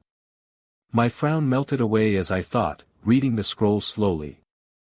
I'd never had it happen to me, but I'd read of an ANBU team tracking down a missing nin that way. If there were hunter teams good enough to do that, then smoke bombs were only good for low-level missions. What you really needed was untraceable smoke. I frowned crossly. But that wasn't possible. Smoke bombs were obvious distractions. They were basically made to be traced. Sakura stirred, and I shot a scowl at the bed above me before tucking the 2 scrolls we had borrowed into my bag and leaning against the wall, wishing I could at least look through my sealing notebook. I wanted to double-check what had made that one freeze tag go Blizzard style. At the moment all I had was guesswork. I was going to be so bored. Bang! Smack! Crash! "Dog breath is here," Sasuke announced as he turned a page, somewhat unnecessarily. I noticed, I grumbled, as I sat up from the floor, where I'd tumbled in fright at the minor catastrophe happening just outside the door. "Oi, dog breath, go take a shower. You reek, more than usual, and that's really saying something. Naruto. You made it after all." Kiba shouted, ignoring the shower quip. "Ha, but we got here before you. Guess we're the better team this time around." "Yes, well, we ran into a spot of trouble," Sasuke said darkly, snapping his book shut. He knew he wouldn't be getting much reading in after this. "Ha! Holy hell, Naruto, what happened to you?" Kiba sounded horrified. "I was thoroughly confused. I fell off the bed when you ran into the door, moron." "Not that. I meant, you know." His clothes flapped, he was obviously making some violent gesture that I couldn't see. I glanced up at Sasuke for clarification, and he sighed. "Your eyes, Dobe." "Oh, that." I grinned sheepishly. "Yeah, there was this nutjob called Orochimaru in the forest. He came after us and tried to cut me in half. I didn't dodge him quite fast enough, and he got my eyes instead of my heart or neck. Kind of a pain, he took me and team out and we barely got away. Stupid bastard, it hurt, too. Geez, that's too bad," Kiba muttered. A heavy warmth clambered onto my lap, and as Akamaru sniffed my face I wrinkled my nose in protest. You, serious dog breath. Worse than Kiba's. Oi. I grinned, then yelped and shoved the puppy away. Akamaru, you can't lick the blood off my face. That's just gross. Dog slobber. Ew. Has it started bleeding again? I'll get the medic, Sasuke said instantly. God, Sasuke, don't. I snapped. I was joking, sheesh. Leave the medic in peace, he's seen me enough already. Which reminds me, I have to take you to get your bandages changed later. Hey, Shino and Hinata are coming, I said as I sensed out their chakra approaching. It's about time, man, they're so slow. You better not be trying to get out of seeing the medic, dope. Wah. Excuse me. Can't a girl get some sleep around here? Hey guys, finally. What are you doing in here, Kiba? Good morning to you too, Saku. Hey, are you Lise? Shut up. I bellowed at the top of my lungs, and there was instant, blessed silence. I could track where people were, hear Hinata's rapid heartbeat, sense Sasuke moving over to me, a silent question in his footsteps. Sorry, just, not so loud, okay? My head still hurts. I was surprised to find that it still did. I leaned backwards, wincing as my head made contact with the edge of the bed, suddenly feeling tired out all over again. Sasuke's hand rested on my shoulder gently. Hey, maybe you should lie down. I scowled in his direction, lifting my head off the metal bed frame. What? I only just got up. Not to sleep, Naruto. Just lie down for a while on the bed, you can stay awake and talk or whatever, but I really think you should lie down. Before I could put together a coherent argument, or even really care enough to think about doing so, Sasuke had gently lifted me, far more easily than he should have been able to, and as he set me down on the soft bed. I felt like the floor had dropped out from under me, and groaned quietly as the dizziness spun my senses into a disconcerting mess. Make it stop, I moaned, clinging weakly to his shirt and feeling sick as his hands lifted away, leaving me with no anchor points as my own hands let go, just a void that felt as if it was shifting and spinning around me. I'm not going anywhere, and the room's not spinning, Sasuke said calmly, gently pushing me back against the pillow and keeping one hand on my shoulder, knowing I wanted the reference point. It feels like it is, I grumbled, but the world was steadying, I didn't feel quite as dizzy. How are you feeling this morning? Sakura asked, a little nervously, from her bed. Che, I grunted irritably, annoyed by my weakness. Been better, that's for sure. A warm deadweight dropped onto my stomach and I winced, before patting the small dog absently. That's right, teammates here. How did you guys go in that exam, anyway? WWE got an easy time of it, Hinata stammered out, and I mentally locked her position next to the tickling, buzzing chakra source that was Shino. Wow. I never noticed that about his chakra before. Yeah. When did you guys get in? Sakura asked. We were the second team in, Kiba explained. Got off easy, a team of loser Rainin attacked us, but we overpowered them and nicked their scroll. After that it was child's play to make it to the tower. We didn't have to fight much at all. Lucky you, I mumbled, starting to feel sleepy, only to yelp and jerk away slightly as Sasuke yanked a blanket up to my chest. What the hell, team? I can still put myself to bed. Sheesh. What am I, completely retarded? Don't answer that, Sasuke. I lay back again, muttering curses under my breath and curling up under the nice warm blanket, although I wouldn't tell Sasuke that. What's wrong with him? Hinata asked softly. He looks so pale. And the dizzy spell. Nothing's wrong, I grumbled. Just tired. Really? Tired.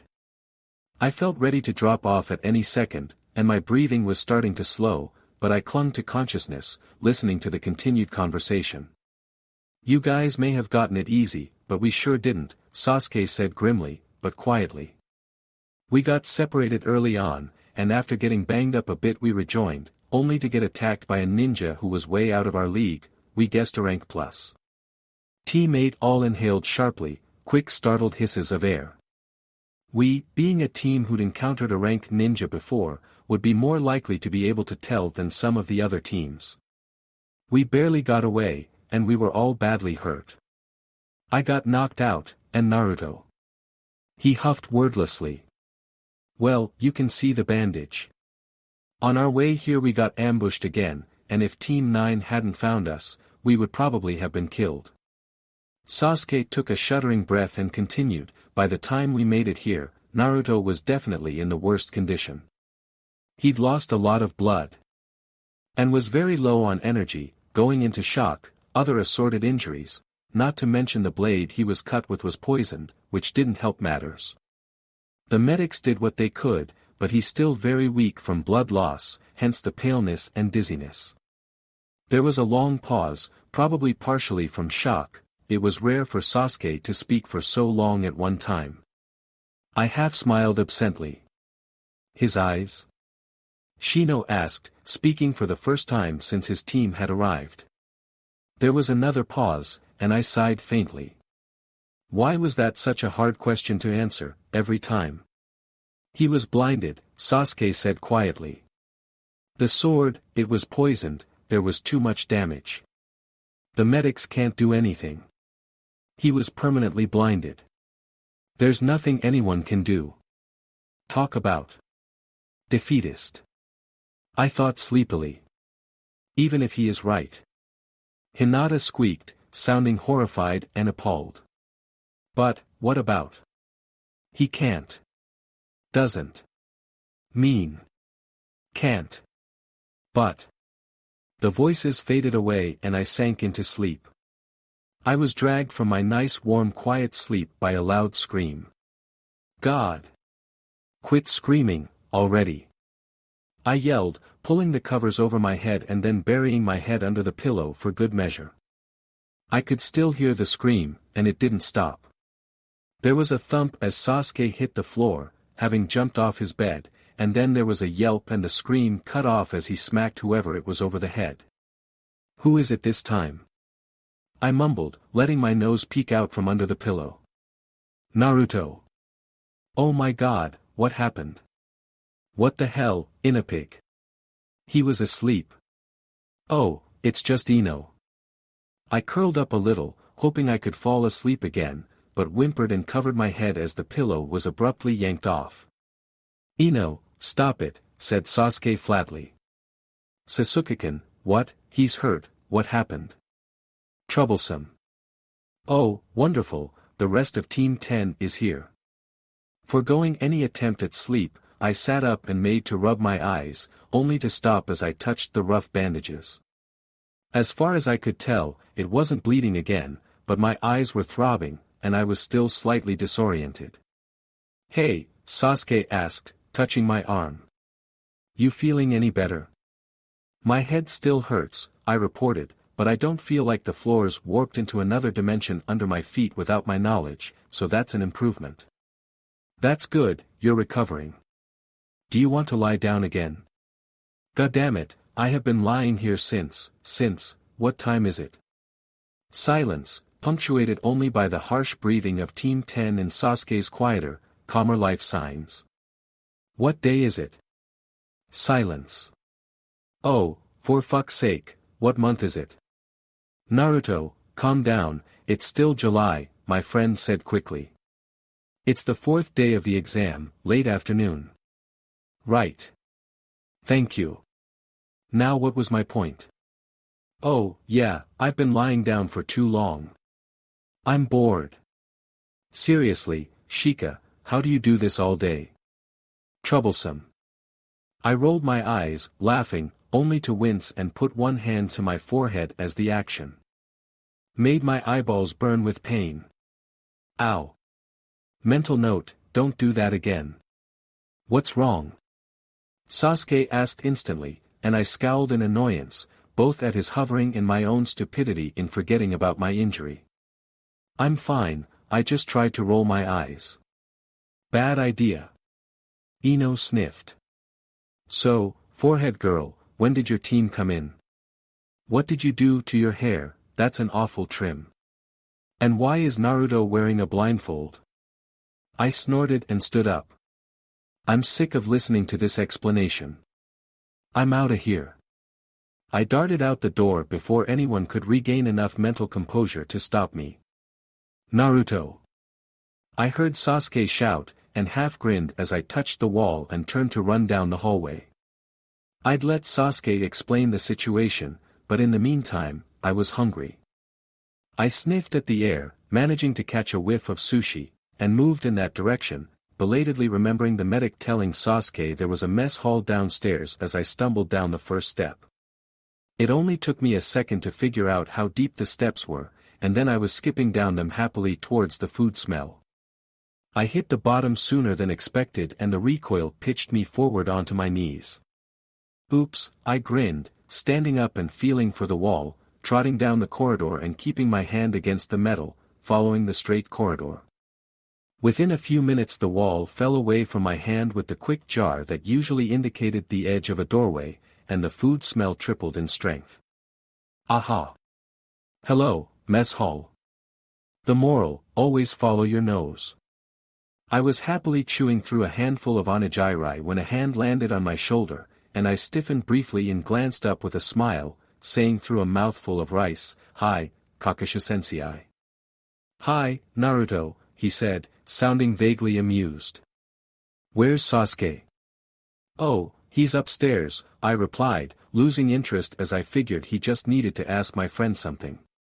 Team 10 came in to bother us, and I got bored and hungry so I came down here to get some food.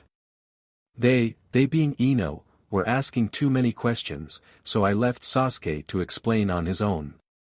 "Huh, sucks to be him. So you came down here on your own?" he asked calmly.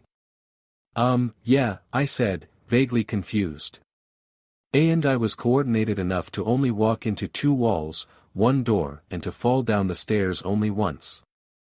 And it was off the bottom step anyway.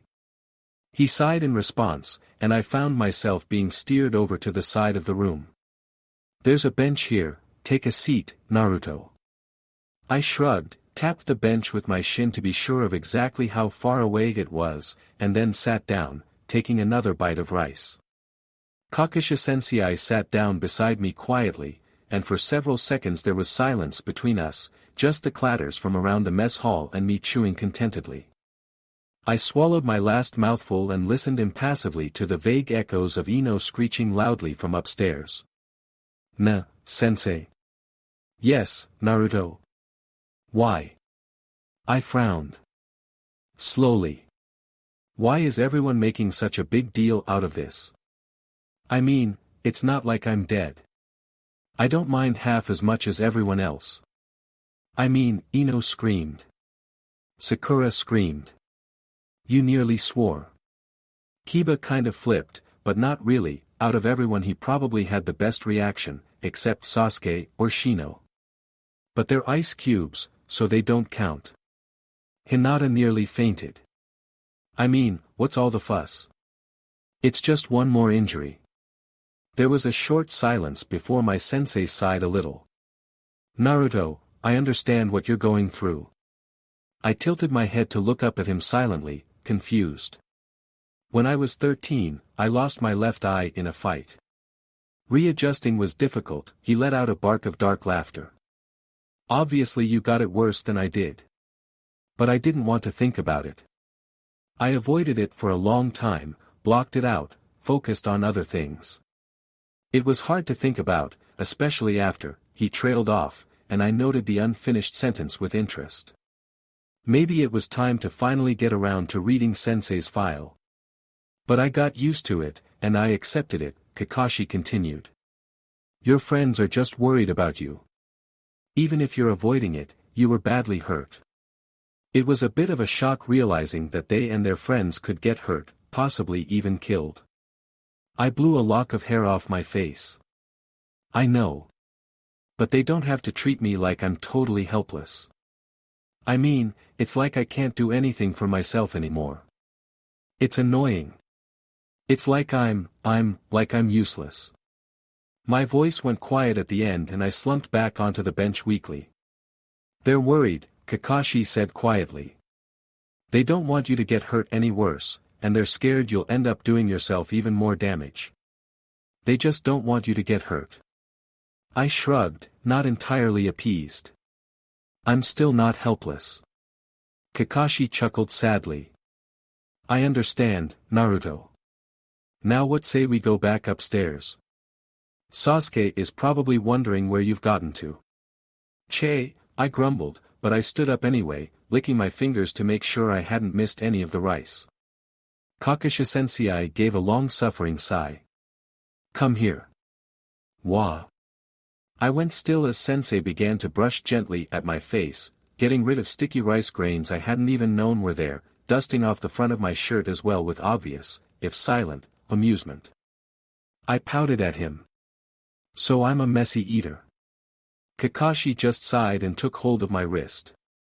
Let's just head back upstairs, okay? I managed not to walk into the doorway, and Kakashi-sensei told me when we came up to the stairs, so I didn't end up tripping over those.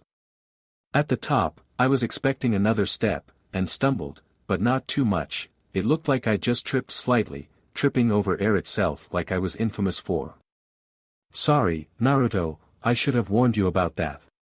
Huh? Kakashi-sensei, I trip over everything.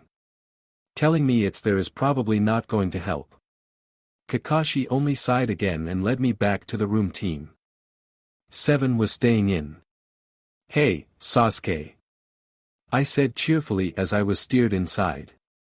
Ino was sitting on Sakura's bed, doing something with a kunai, and Shikamaru was leaning against a wall. I was surprised he wasn't sprawled on the floor, the lazy bum. There's food downstairs, if anyone wants it, hey. Sasuke had grabbed me almost instantly and dragged me over to my bed. You moron, are you trying to kill yourself? He growled, shoving me down and only tightening his grip when I complained. No, just lie down. You're tired and hurt, and if you pass out from blood loss again I will be very upset. Okay, geez. I yelped, lying back on the pillows again. Calm down, Sasuke, OCD much? He just sighed and slumped down beside the bed. Thanks for bringing him back, Kakashi-sensei, Sakura said quietly. What am I, a lost puppy? I snarled, sitting up only to jerk back down as Sasuke made to cuff my ear. Okay, I'll go to sleep. Idiot, he grumbled, but I could tell he'd actually been worried as he pulled the blanket over me again. Why is everyone always so damn worried?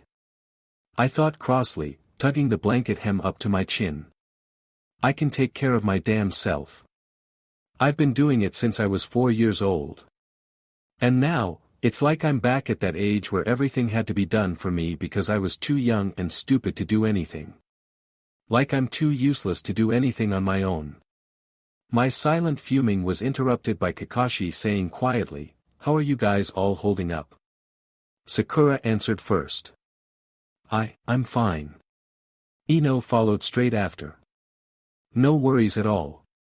Troublesome. Which translated to a situation normal from Shika. Munch, munch, munch. Said everything you needed to know about Chuji. I grinned slightly, sleepily. Sasuke? Kakashi-sensei prompted gently. For several seconds my friend didn't answer, before he said quietly, I'm okay as long as Naruto is okay. I flinched awake at a vague flicker of chakra, reaching for a weapon instinctively and tracking my teammates. They were both in the room, Sasuke near my bed, Sakura on her own. As I recognized our sensei's chakra I relaxed, tracking my memories back and trying to work out when I had fallen asleep. I wasn't even sure what day it was now, let alone what time. I was starting to pull myself up when my breath caught in my throat and I coughed, almost falling flat back on the bed and catching myself on my elbow instead. Sasuke's voice caught my attention almost instantly, "You're awake." Nothing escapes this boy, I grumbled in between coughs, gasping for breath as I forced the choking feeling in my chest away and inhaled deeply. Hey, sensei.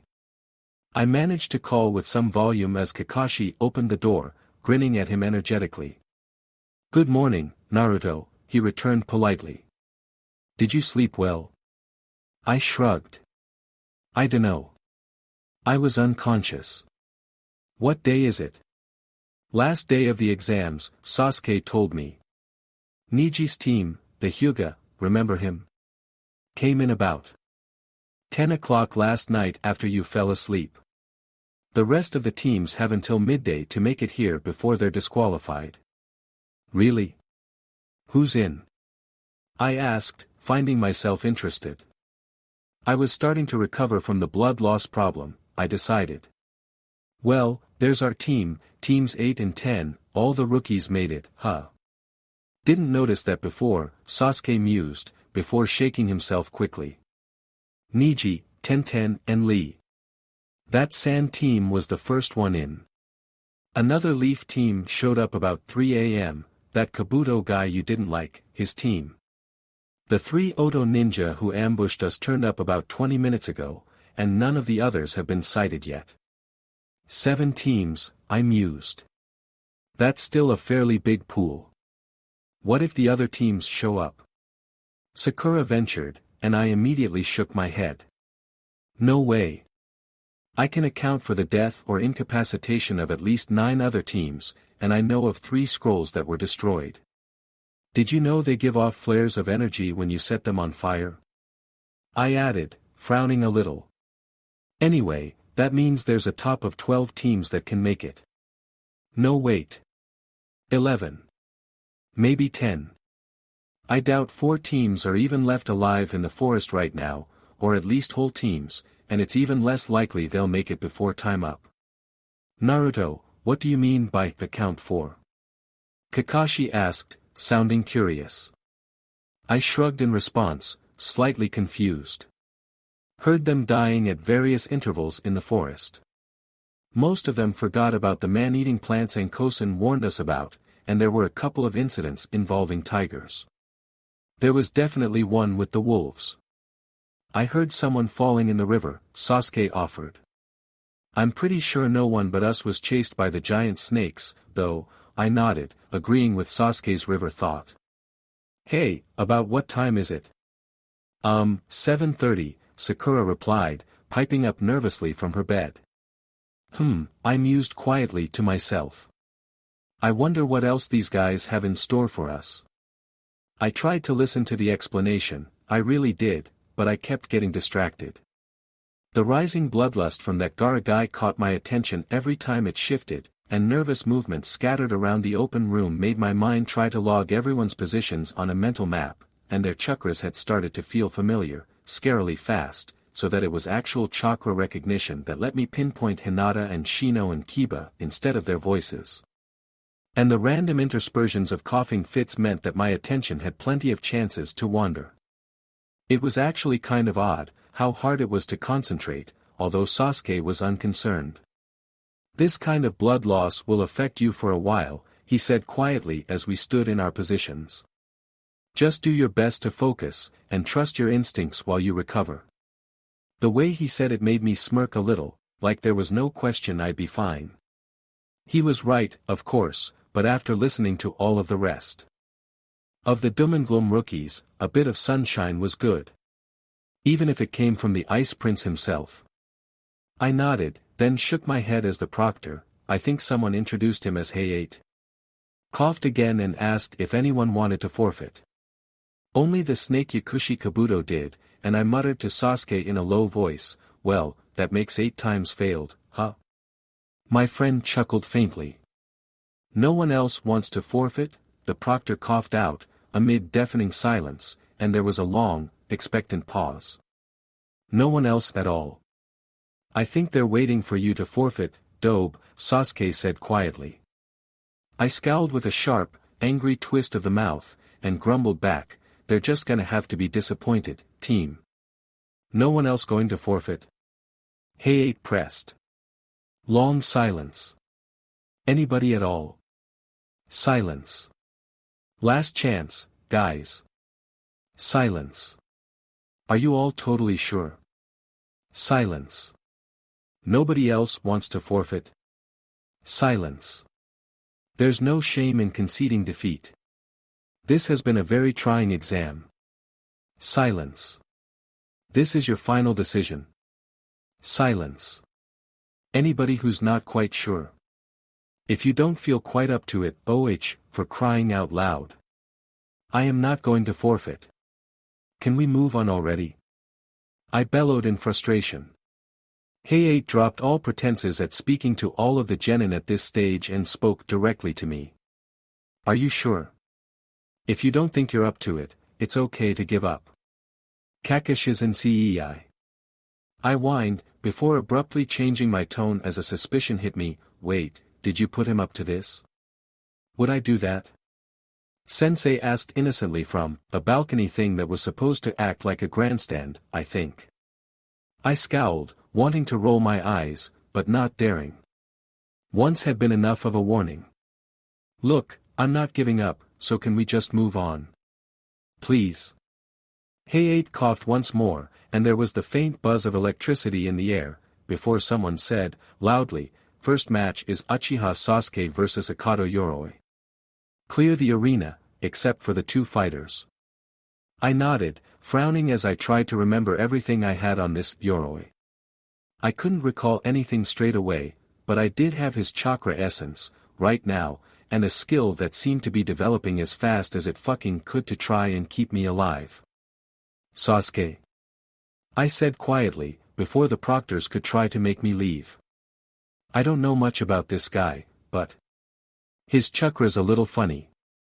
I don't think you should let him get too close, or hit you with chakra-based attacks, at least until you work out what he can do. His chakra. It's Konohan, yes, but only just. There's just something not normal there. Watch your back. He nodded slightly, and I patted him lightly on the shoulder, and skipped out of range of a chunin trying to grab me, darting away and up the stairs.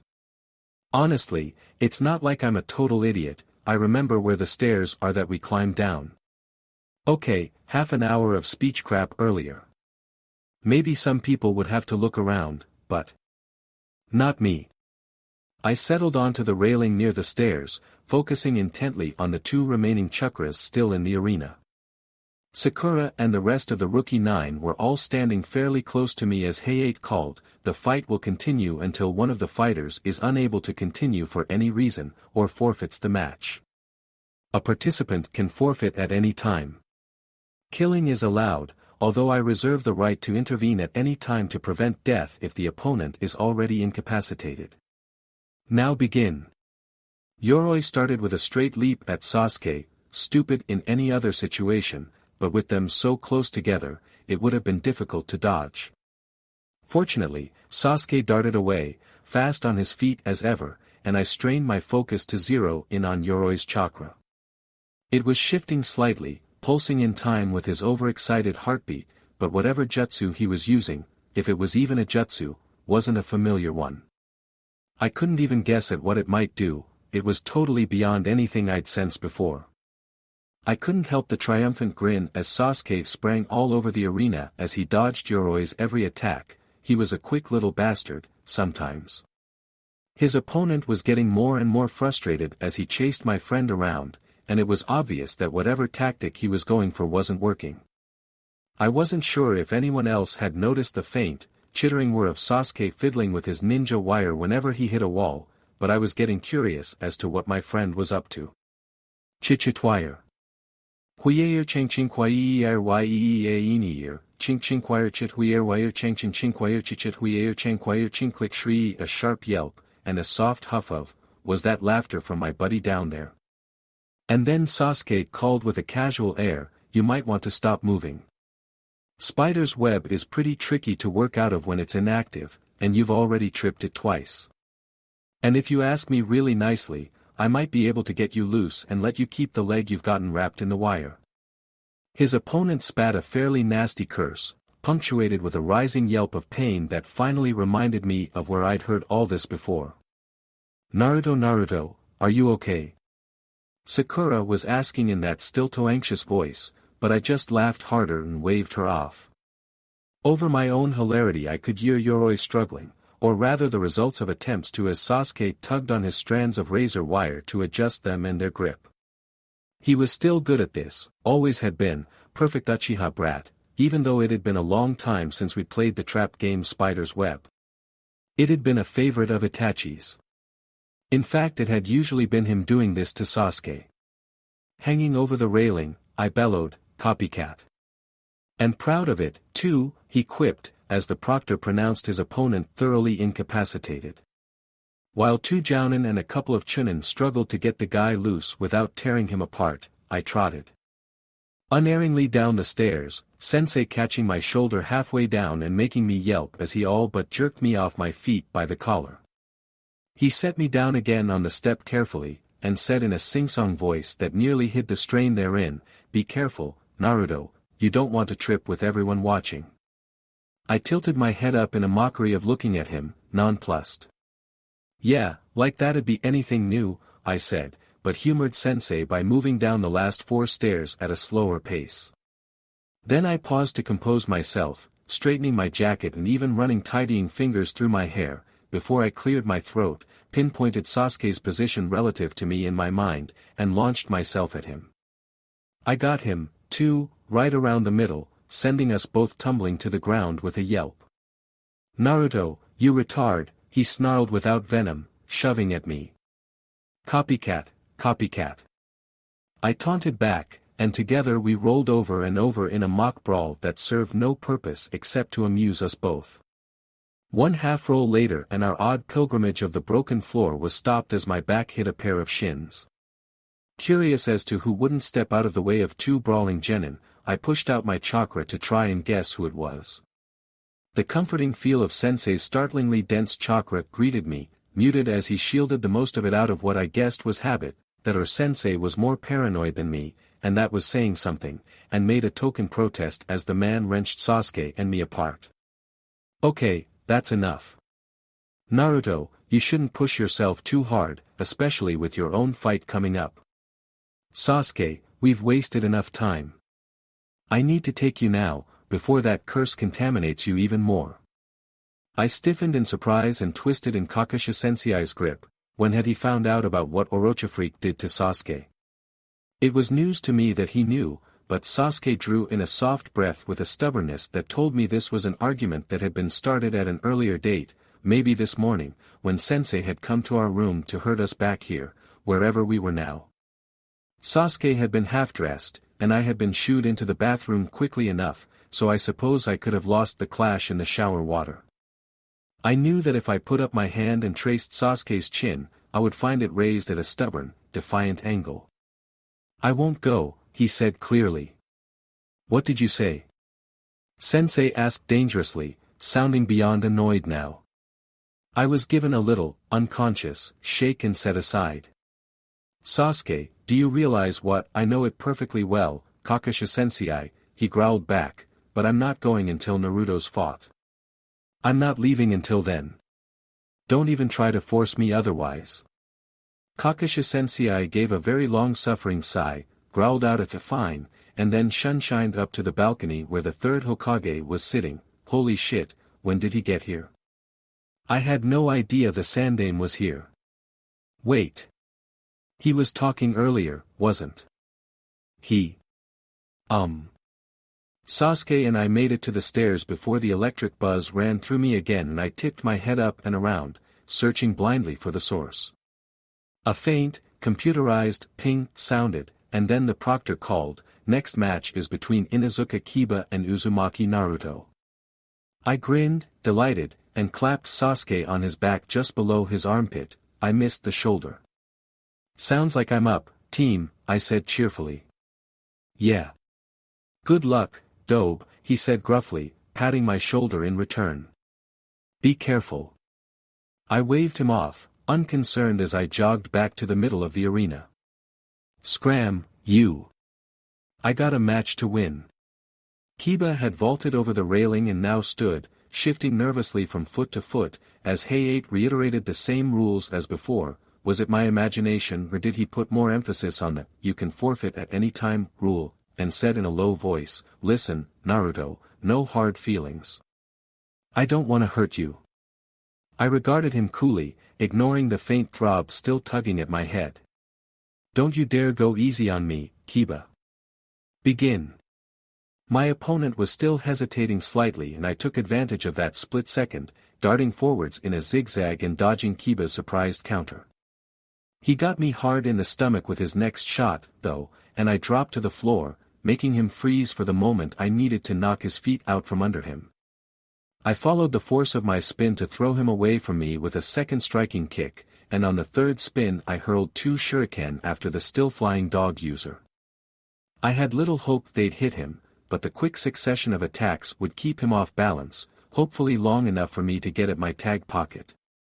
I had worked out what went wrong with the freeze tag in the Forest of Death. I'd gotten the glyph order wrong. The tag had exploded and then the elements combined, in the midst of the blast, causing the blizzard-style reaction instead of a solid block of ice. They were an option, but only just. I didn't want to really hurt Kiba, so the volatile shock, explosive and failed leaf tags were out. Ditto for the tranquilizer tags. I was really starting to suspect the drug they simulated was fatal, and the nerve tags. No. Let's not go there.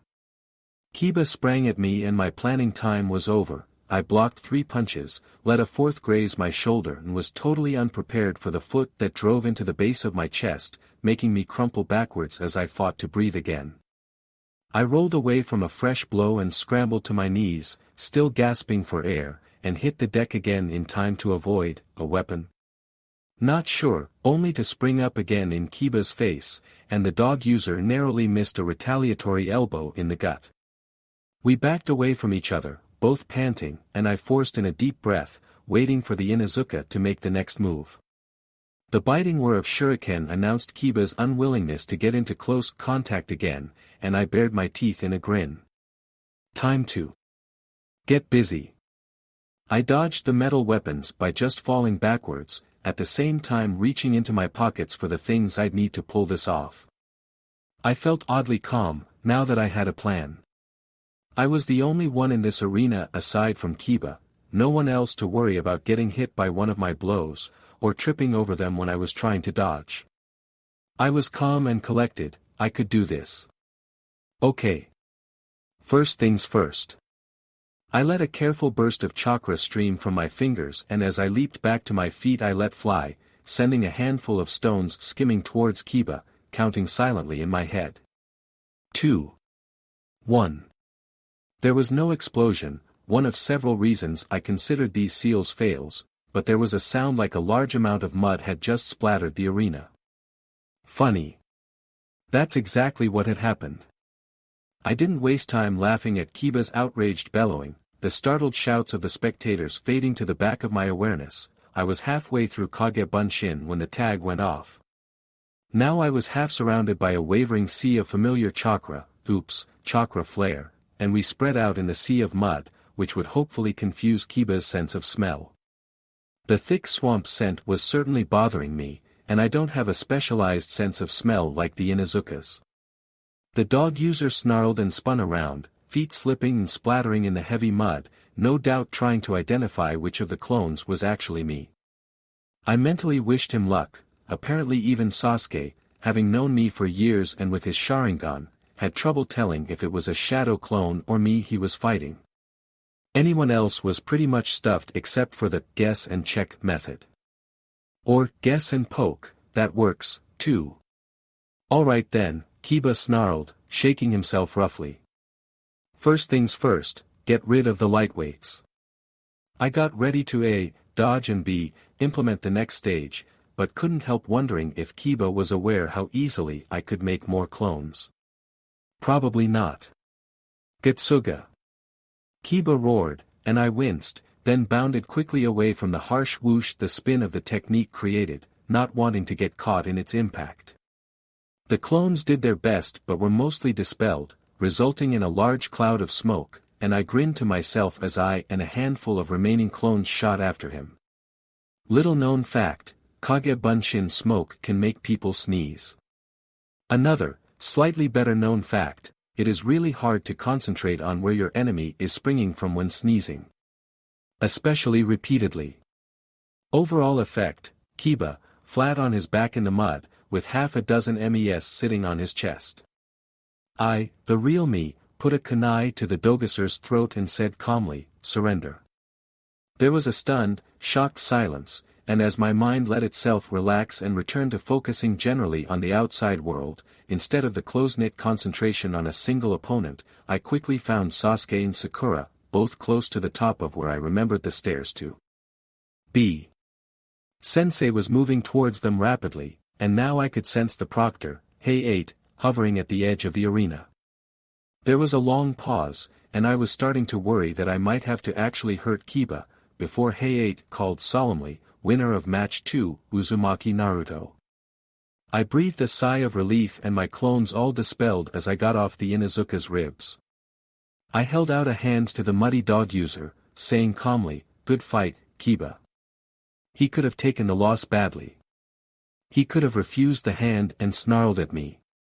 He instead just took the offered hand and stood up, shaking himself off a little, and I heard Akamaru yelp from inside his jacket, suddenly remembering the puppy had refused to come out since they got here. I didn't know why. "Is Akamaru okay?" I asked, suddenly a bit worried. "I didn't hurt him while I was sitting on you, did I?" Kiba paused, sizing me up, before I sensed his mood lightening considerably. "He's okay, you were placed so you didn't have your weight on him," he explained. "Good. Good fight, Naruto." "Hey, where the hell did you get that much mud from, anyway?" he demanded. "I'll be smelling this for weeks." I laughed. "Me too." Our friendly chat was interrupted by my sensei suddenly appearing nearby and saying cheerfully, "Hey, Naruto, could you come with me for a minute?" He put his hand on my shoulder and forcibly steered me off the arena and towards the stairs. I frowned, trying and failing to wriggle free. "You better not be taking me to the hospital, Kakashi-sensei," I warned him, and suddenly found myself held slightly off the ground by the back of my jacket as he went up the stairs. "Hey! No, Naruto, I just need to do something with Sasuke, and he won't go anywhere without you," Sensei explained. "Oh. You better not be taking him to the hospital either, Sensei. I won't help you with that." He chuckled, sounding slightly irritated, but it was a weird sort of tone, not quite annoyed, more. What was the word? Exasperated, that's it. "You don't really have a choice here, kid." I was set gently back on my feet next to my Uchiha friend, and beamed at the rest of Team 7. "What was all the worrying for, huh?" I said cheerfully. "What worrying?" "I knew you'd beat the crap out of dog breath," Sasuke grumbled. "Quit doubting me, or I'll drop you." "Promises, promises." "Boys," Sensei intervened, his voice slightly strained, as if he was trying very hard to make sure his voice was as light and lackadaisically carefree as always. I cocked my head at him, wondering what his hang-up was. He wasn't taking us to the hospital, so he couldn't be afraid of our impending deaths, so what was? Our previous conversation came back to me in a flash. What Sensei had said about Orochimaru's cutting out my eyes rattling my peers, perhaps it rattled him as well. I guessed if one of my students came back from an invalid test that I assigned them with a disfiguring injury, I'd feel a little bad. I smiled sympathetically and patted Sensei's arm. He hesitated a beat, and I got the feeling he was looking at me funnily. "Let's go." What followed was a very, very, very boring evening. I was guided over carefully, with a hand on my elbow directing me that irritated the crap out of me, into a large, drafty place with stone walls and pillars, and an echo following every breath. I shivered inside, even as Sensei explained that this dusty place was a temple, and that the holy setting would help the seal take. Somehow. Placebo effect, maybe. I was settled out of the way in a dark corner, on a coarse bit of material that took me a moment to recognize as Sensei's vest. "Naruto, we're going to just be over there," Sensei said softly to me, his hand on my head as he stood in front of me. "Whatever you hear, I need you to stay on this spot, okay? This might hurt Sasuke just a little, but if you smudge the seal by accident it will all be for nothing." I heard Sasuke swallow in a way I knew preceded his stoic, determined face. I sucked in air rapidly, the dank chill making me shiver again. Hurt him? I repeated anxiously. Why are you going to hurt him? Some creep just bit him, give him a bit of antiseptic and a stitch or two.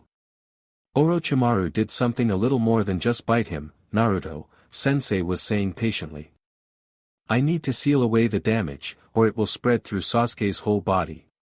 It's like if someone stabs you with a kunai, if you want to recover you must pull the blade out even if it hurts when you do. Okay. I hesitated, wishing for the nth time I could see what was going on, could glean some clue from visual aids. Sasuke rustled as he shifted, his sandals sliding along stone. It's okay, Naruto, he muttered. I chewed my lip doubtfully, but nodded. I'll stay here, I promised. And there was another long pause, in which I grew very bored once more. From the sound of it, Sensei had Sasuke strip down to his boxers and sit in the middle of a clearing. The sharp smell of blood reached me a moment later, and I realized Sensei was bleeding himself to ink the seal in his own powerful, chakra-infused sanguine fluid. I itched to see the seal, and wondered if Sensei would consent to teaching me how to draw it later. It would be cool to have some real instruction in my seals, rather than the hit-and-miss method, which often resulted in unplanned explosions. Finally, all noise stilled, and I perked up, sensing that something was about to happen. That's it. Sensei declared. He raised his voice a bit, presumably to call back to me, his clothes rustled like he was turning in my direction. Naruto, I'm going to start now. You stay right there, whatever happens, alright? I nodded, resisting the urge to roll my eyes, knowing from the last time I tried that how much it would hurt. Just a few more moments and this will all be over, Sasuke, Kakashi said to my friend. Grit your teeth. Sasuke took a shaky breath, he sounded cold, and I heard his teeth knock together as he followed our teacher's command. The sound of flesh brushing flesh and soft claps told me Sensei was creating hand seals at an incredibly rapid rate. I sat up straighter anxiously. Fujihoin. The sealing of the curse. Kakashi Sensei said, accompanied by a sharp thump, planting his hand on Sasuke, and a surge of chakra. There was a sound as Sasuke instinctively tried to scream but managed to cut it back just before it burst out of his lips.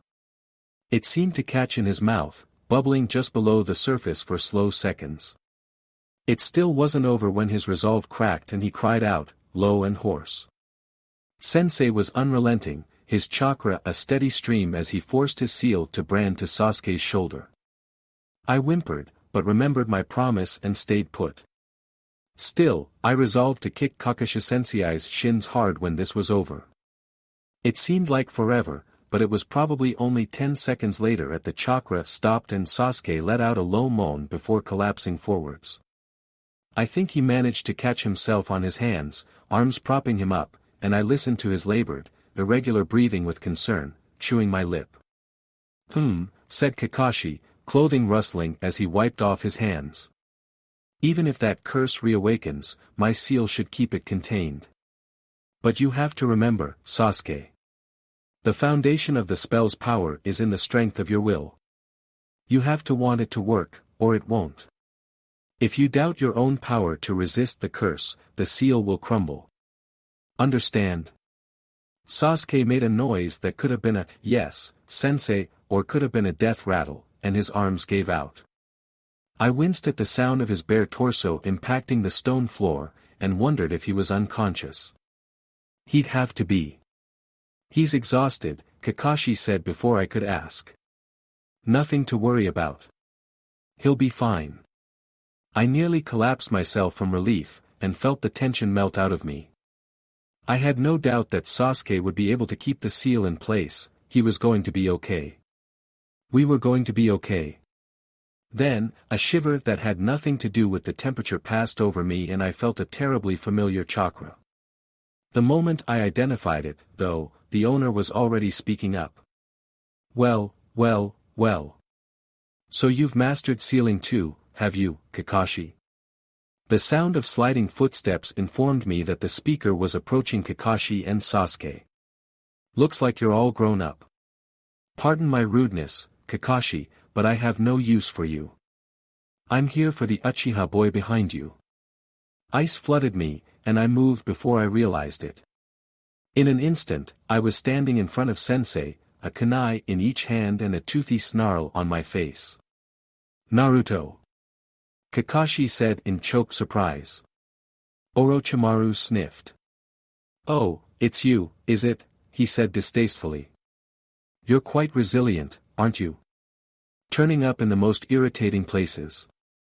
You've caused me quite a few annoyances, little one. Get used to it, I sneered. I'm gonna stand between you and Sasuke as long as you want him, you pedo bastard. There was a furious burst of noise that sounded kinda like a raspberry, and the snake spat disdainfully at me, gutter snipe of a child. I have no interest in your teammate's weak body. His Kekkei Genkai is far more valuable to my goals. Sensei sucked in air through his mask, the sound a dull whoosh. The Sharingan, he hissed. You want to steal his eyes. I twitched in horror at the thought of Sasuke, whose vision meant so much, being plunged into the darkness that was my universe. I tightened my grip on my kunai determinedly. Body or eyes, this freak wasn't touching my friend. Then, a large, warm hand grabbed my shoulder and jerked me backwards in a circular movement, sending me crashing to the ground behind Kakashi.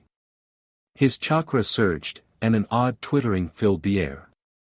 Don't you dare come near my students. Sensei hissed. You will not damage them anymore, Orochimaru. The snake-smelling freak clucked his tongue.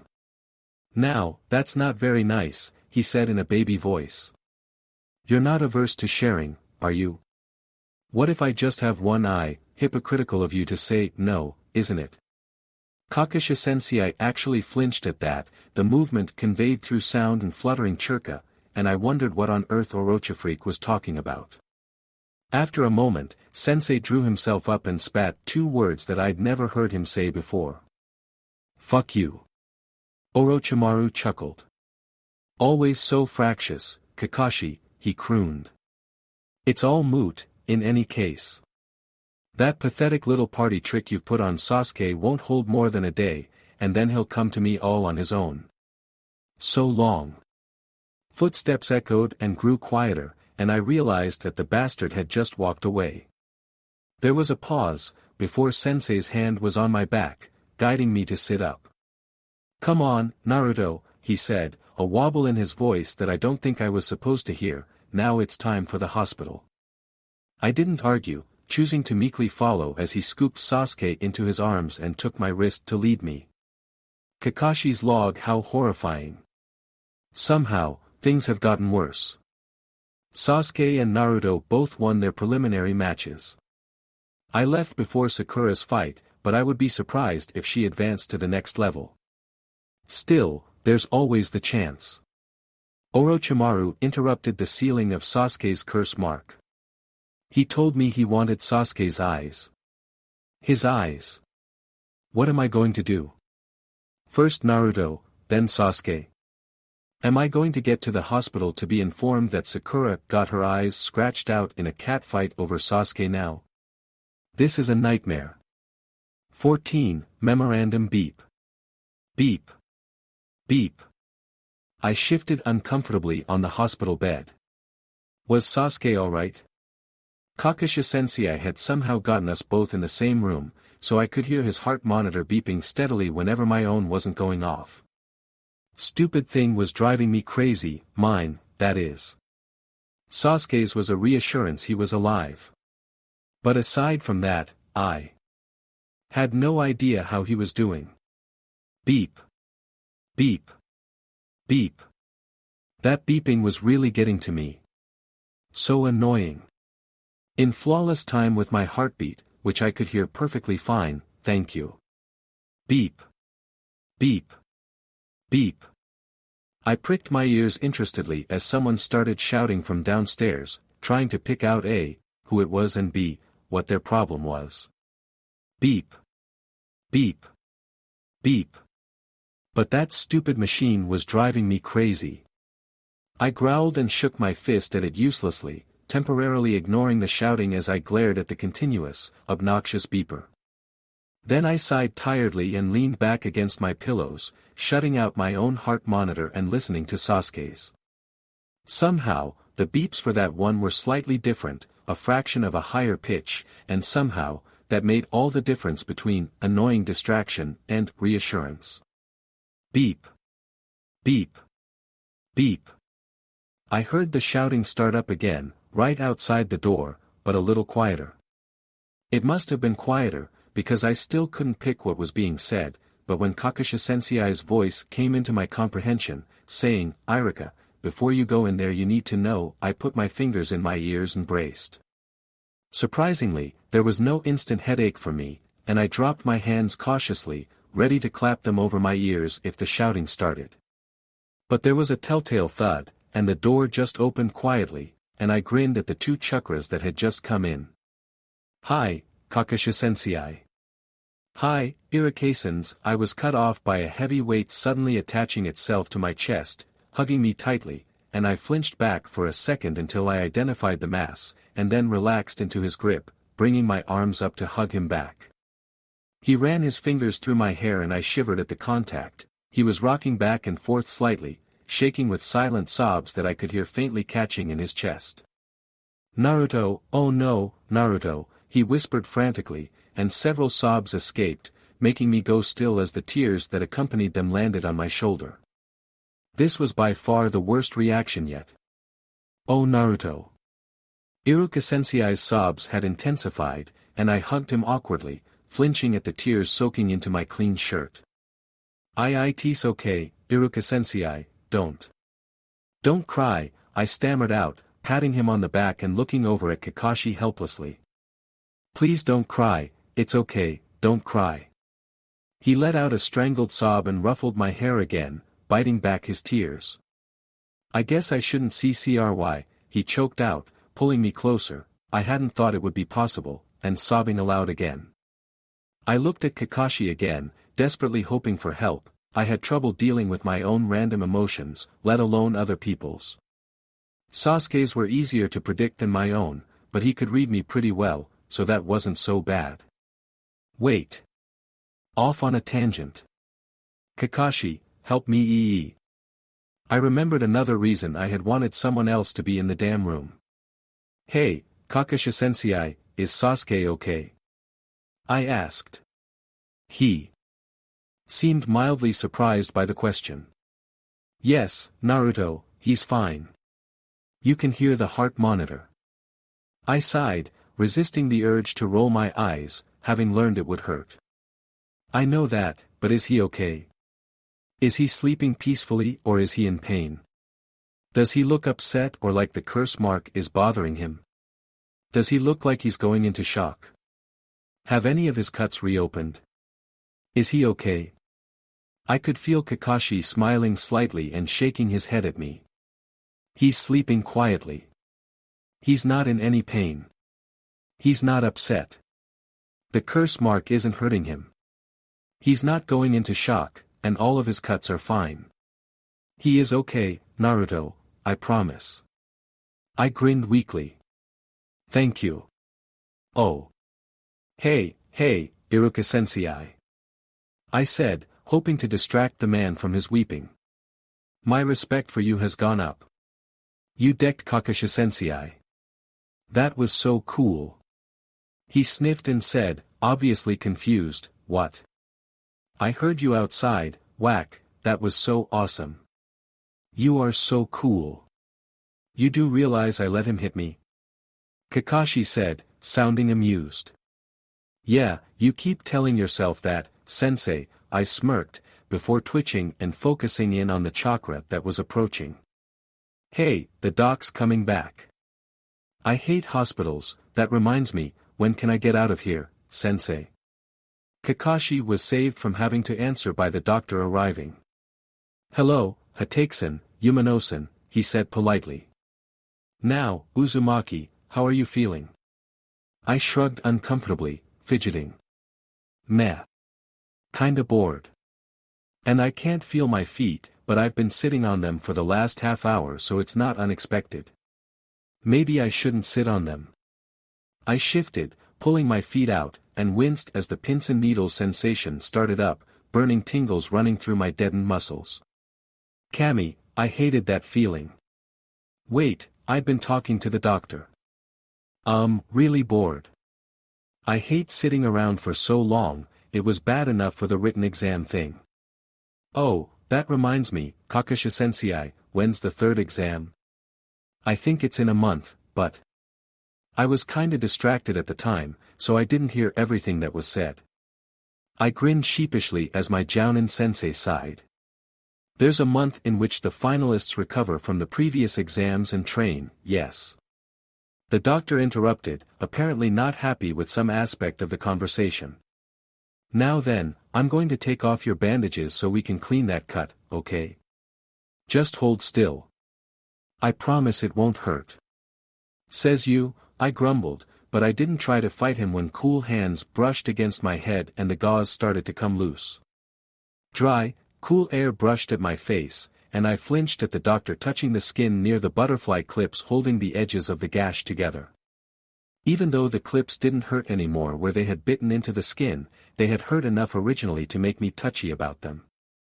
I couldn't help the instinctive wince as the cold cloth came into contact with my skin, and as the doctor very gently began to dab at the slash, I went very still and stiff, waiting for the pain to kick in as the disinfectant started working and the cloth aggravated the diced-up nerves. But, nothing. The doctor must have noticed my surprise, as he began to explain while cleaning the cut so gently I could barely feel it. For such a delicate area we prefer to use painless disinfectants. There's enough sensitive damage here already without adding something like hydrogen peroxide to the mix. What the heck is hydrogen peroxide? I frowned mentally. Wasn't that hair dye? Or something like that? Before I really noticed, the doctor was done with my eyes, having wiped away all of the bloody residue, and firmly bandaging them once more with clean gauze. Now Uzumaki, we'll have to change your bandages twice a day to make sure your injury doesn't get infected, okay? Even when I'm not here, there will be a nurse in the room all the time, even if you can't hear her, he said. If you need something or want to ask a question, just ask her. Before anyone goes anywhere, can I just ask when the heck I can get out of here? I interrupted. I'm bored. Seriously. This is not the most interesting of places, and the disinfectant is killing my nose. The doctor hesitated. We'll just have to wait and see, he said evasively, and I glared at him. Not the answer I wanted to hear.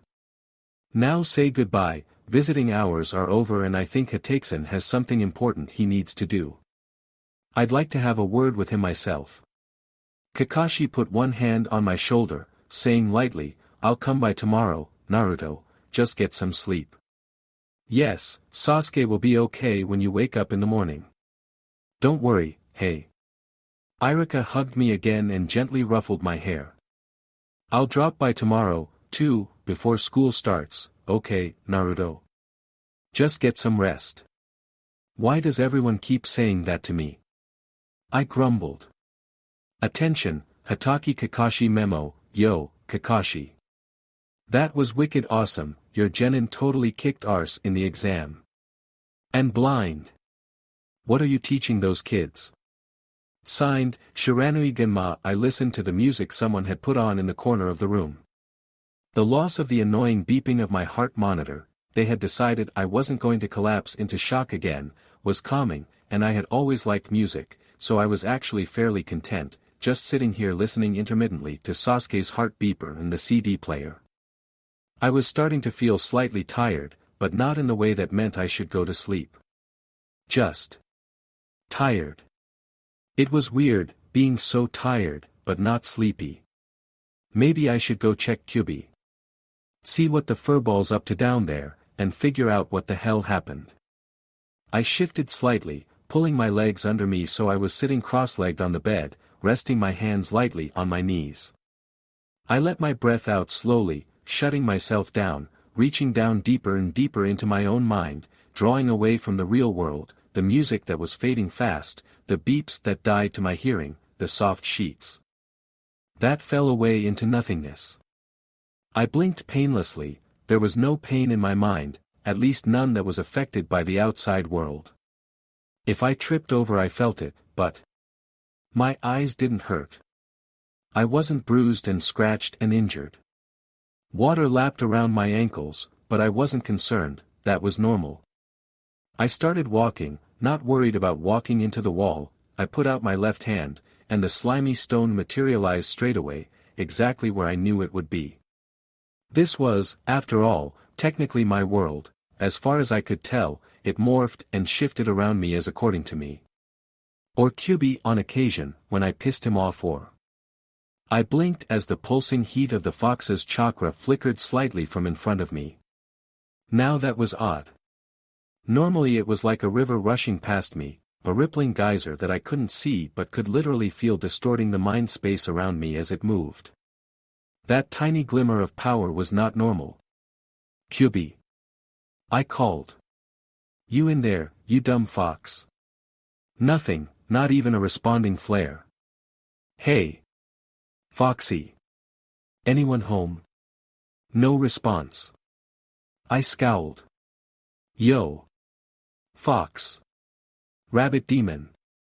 Kitchen. Small insignificant human wants to know what the fuck is going on. Still nothing, not even the growl of exasperation, and usually entertaining rage, a comment of that style would normally produce. I was starting to get nervous. This wasn't normal, and the seal not being normal was, simply put, a very bad thing.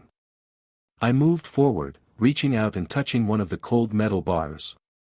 This disconcerted me for two reasons. One, going too close to the cage occasionally means the fox takes a swipe at my head. 2, the bars were usually warm.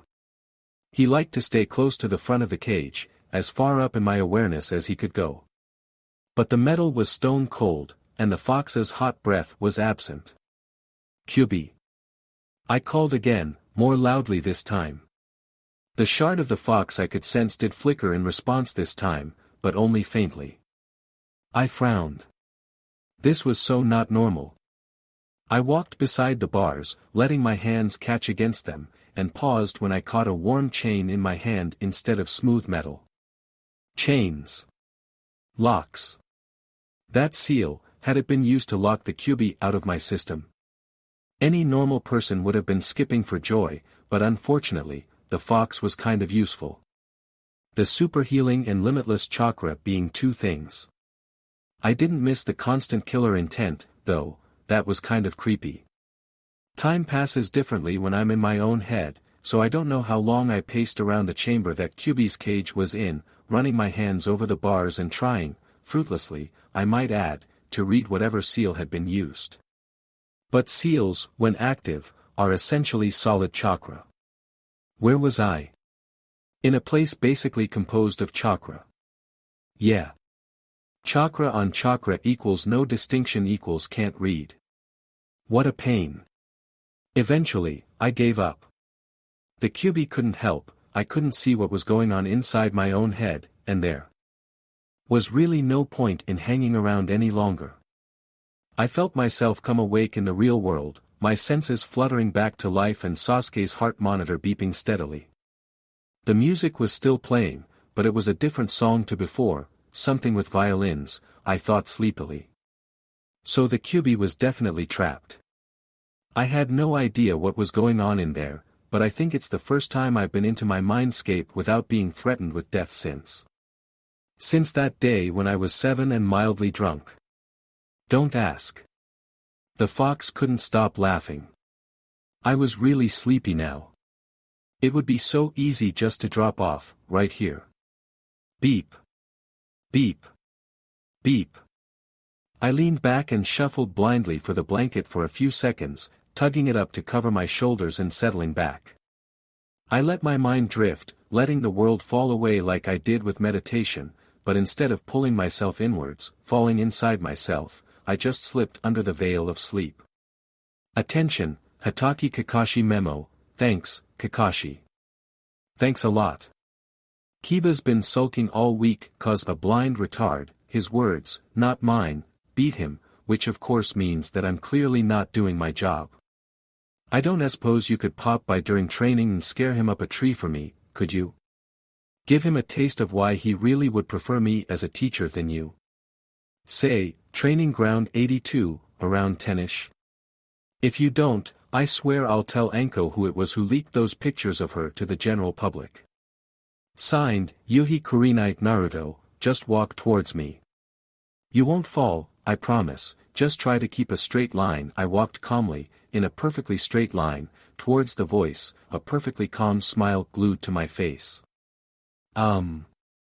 Yes, Naruto, that's good. Can you point to where the bed is? I pointed to where I had just come from, keeping the forced smile exactly where it was. Can you point to where the bathroom is? I pointed to the left, where the bathroom was, where I could, right now, hear water running through the pipes. Very good, Naruto. Can you walk back to the bed for me, please, and sit down? I walked back, measuring my steps carefully, counting them out mentally in a furious, and feeble, attempt to distract my mind from how frickin' peeved I was.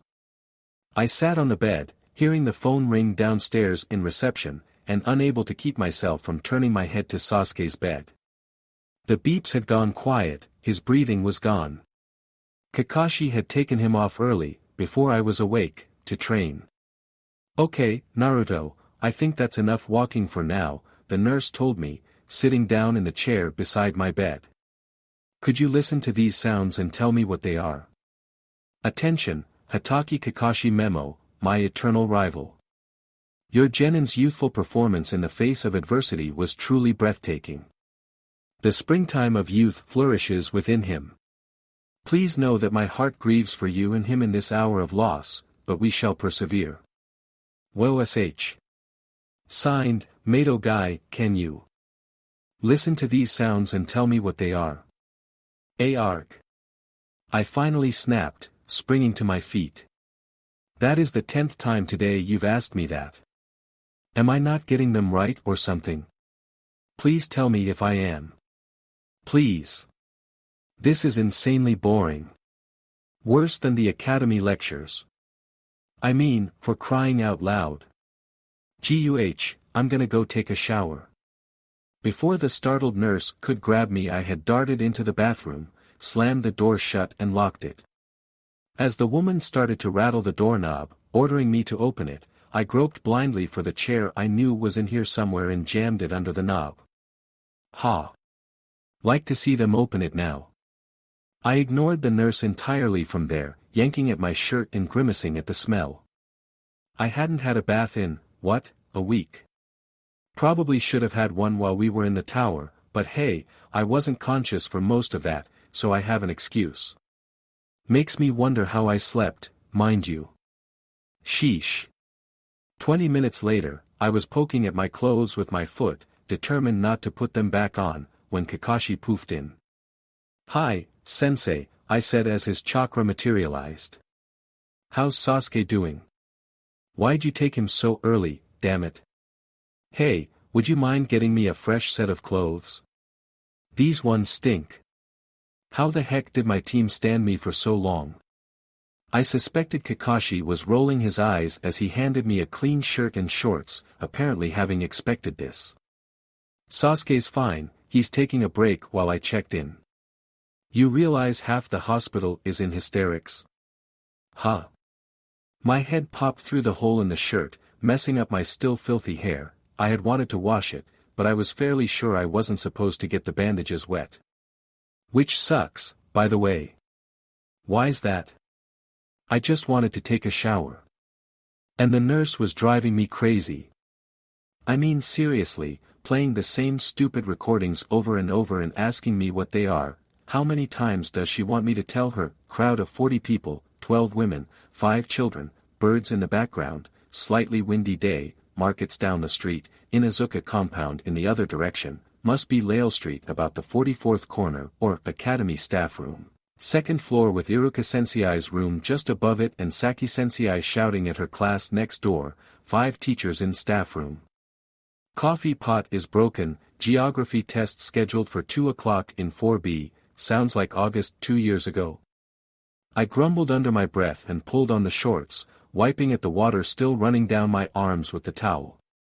Kakashi-sensei just coughed slightly, either with surprise or amusement, I wasn't quite sure. What are you doing with Sasuke? I asked, my curiosity, and anxiety for my friend, making me ignore the hospital's sudden lapse into insanity. I'm teaching him a new technique that he'll need if he's going to fight Gaara in the third exam, Kakashi explained, and I nodded my understanding, although I made a face. Lucky bastard, when can I get out of here? They've all gone nuts, I swear. And I'm bored out of my mind. And the doctor keeps taking away my scrolls. That is so unfair. Kakashi-sensei didn't say anything for a second, he was thinking over something, probably, I guessed as I rubbed at my hair with the towel, hoping to get it just a little cleaner than before. Naruto, would you mind reading this out to me? I raised an eyebrow but took the book he handed me, skimming my fingers over the first few characters and saying aloud, he took her lovingly by the hand, E.W., Kakashi-sensei, is this your porn novel? Yeah. I threw it at him, horrified, and shook my hand vigorously. E.W. Gross. I have been tainted. Ewiwow. I broke into a fit of shudders. Kakashi caught the book, completely unfazed by my explosion. I just wanted you to read me something I knew you hadn't seen before. So you made me read your porn book. That is weird, and gross, and there is something wrong with you. They should keep you in here instead of me. I shrieked, a little hysterically. Then I took a deep breath. Okay. I am going to wash my hands.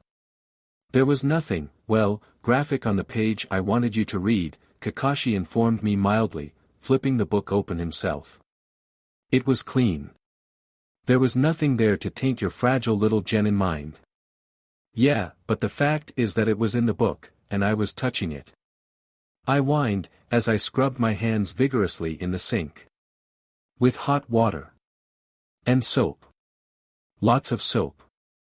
Ew. I was touching a pornographic novel. You are so weird, sensei. How the hell did I end up with you as a sensei? It could be worse, the pervert behind me said mildly. You could have had Guy. Point taken, I admitted. Compared to Guy, you're normal. And that's so sad I think I might cry. Kakashi chuckled lightly, but sobered rather quickly. Naruto, I need you to be honest with me. You read from my book perfectly, despite your recent injury. But you've never read the book before, never even seen the inside of it, let alone known which page I was holding out to you. How did you read it? I froze. I'd forgotten about that. I hadn't even registered doing it. It was normal, natural, to be able to read, to brush my fingers over kanji and hiragana and register their shapes, to read things almost as fast as someone who could see.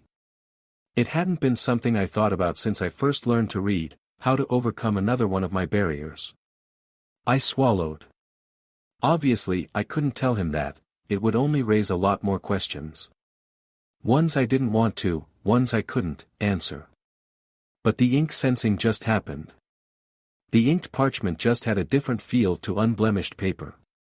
Hell, if I was really focusing, I could even tell the difference between the colors of inks, but that was very, very difficult, and, like, a complete waste of time to me, really, all I needed was the clear distinction of ink and paper.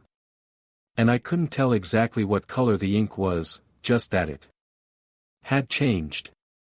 And dark colors were hard, impossible, to distinguish. I bit my lip, knowing I couldn't stall for much longer, and said slowly, I don't really know. It just sort of happens. Like I just touch the paper. And I can read the characters. I don't get how it works. I shrugged helplessly, hoping that was enough. Naruto, is there anything you want to tell em? His question never made it out, as a nurse, one I hadn't heard before, hammered on the door and bellowed, "Hatakesan. You went in there to fetch him, not hide in there like a dog." My sensei sighed and stepped to the door, wrenching the chair free and unlocking it, dropping the topic much to my relief. I followed him without needing to be told, only to groan as I was grabbed from 3 sides and hauled back to my bed. "I can walk, you know," I grumbled, then laughed abruptly. Sensing Kakashi's eyes on me, his chakra shifting slightly with very strong confusion, "It would have to be transmitted like that," I explained, "be very hard to pass the 3rd exam if I can't even walk." He sighed, and I was instantly on edge. I didn't like the sound of that. He snorted faintly. "Naruto, while we're talking about the 3rd exam." Oh, this wasn't going to be good. Suddenly I almost wanted for him to go back to talking about the fact that I was, in fact, literate. "That I think it might be a good idea for you to forfeit," Kakashi said, and I instantly howled, "Way out," at the top of my lungs. "Just listen to me," he snapped, raising his voice for one of the few times I could remember. "Naruto, you suffered a debilitating injury, and you did incredibly well to get this far. But you need to know when not to push the boundaries. There have been genin killed in the 3rd exam, and they were in perfect condition, not already crippled by previous injuries. So what?"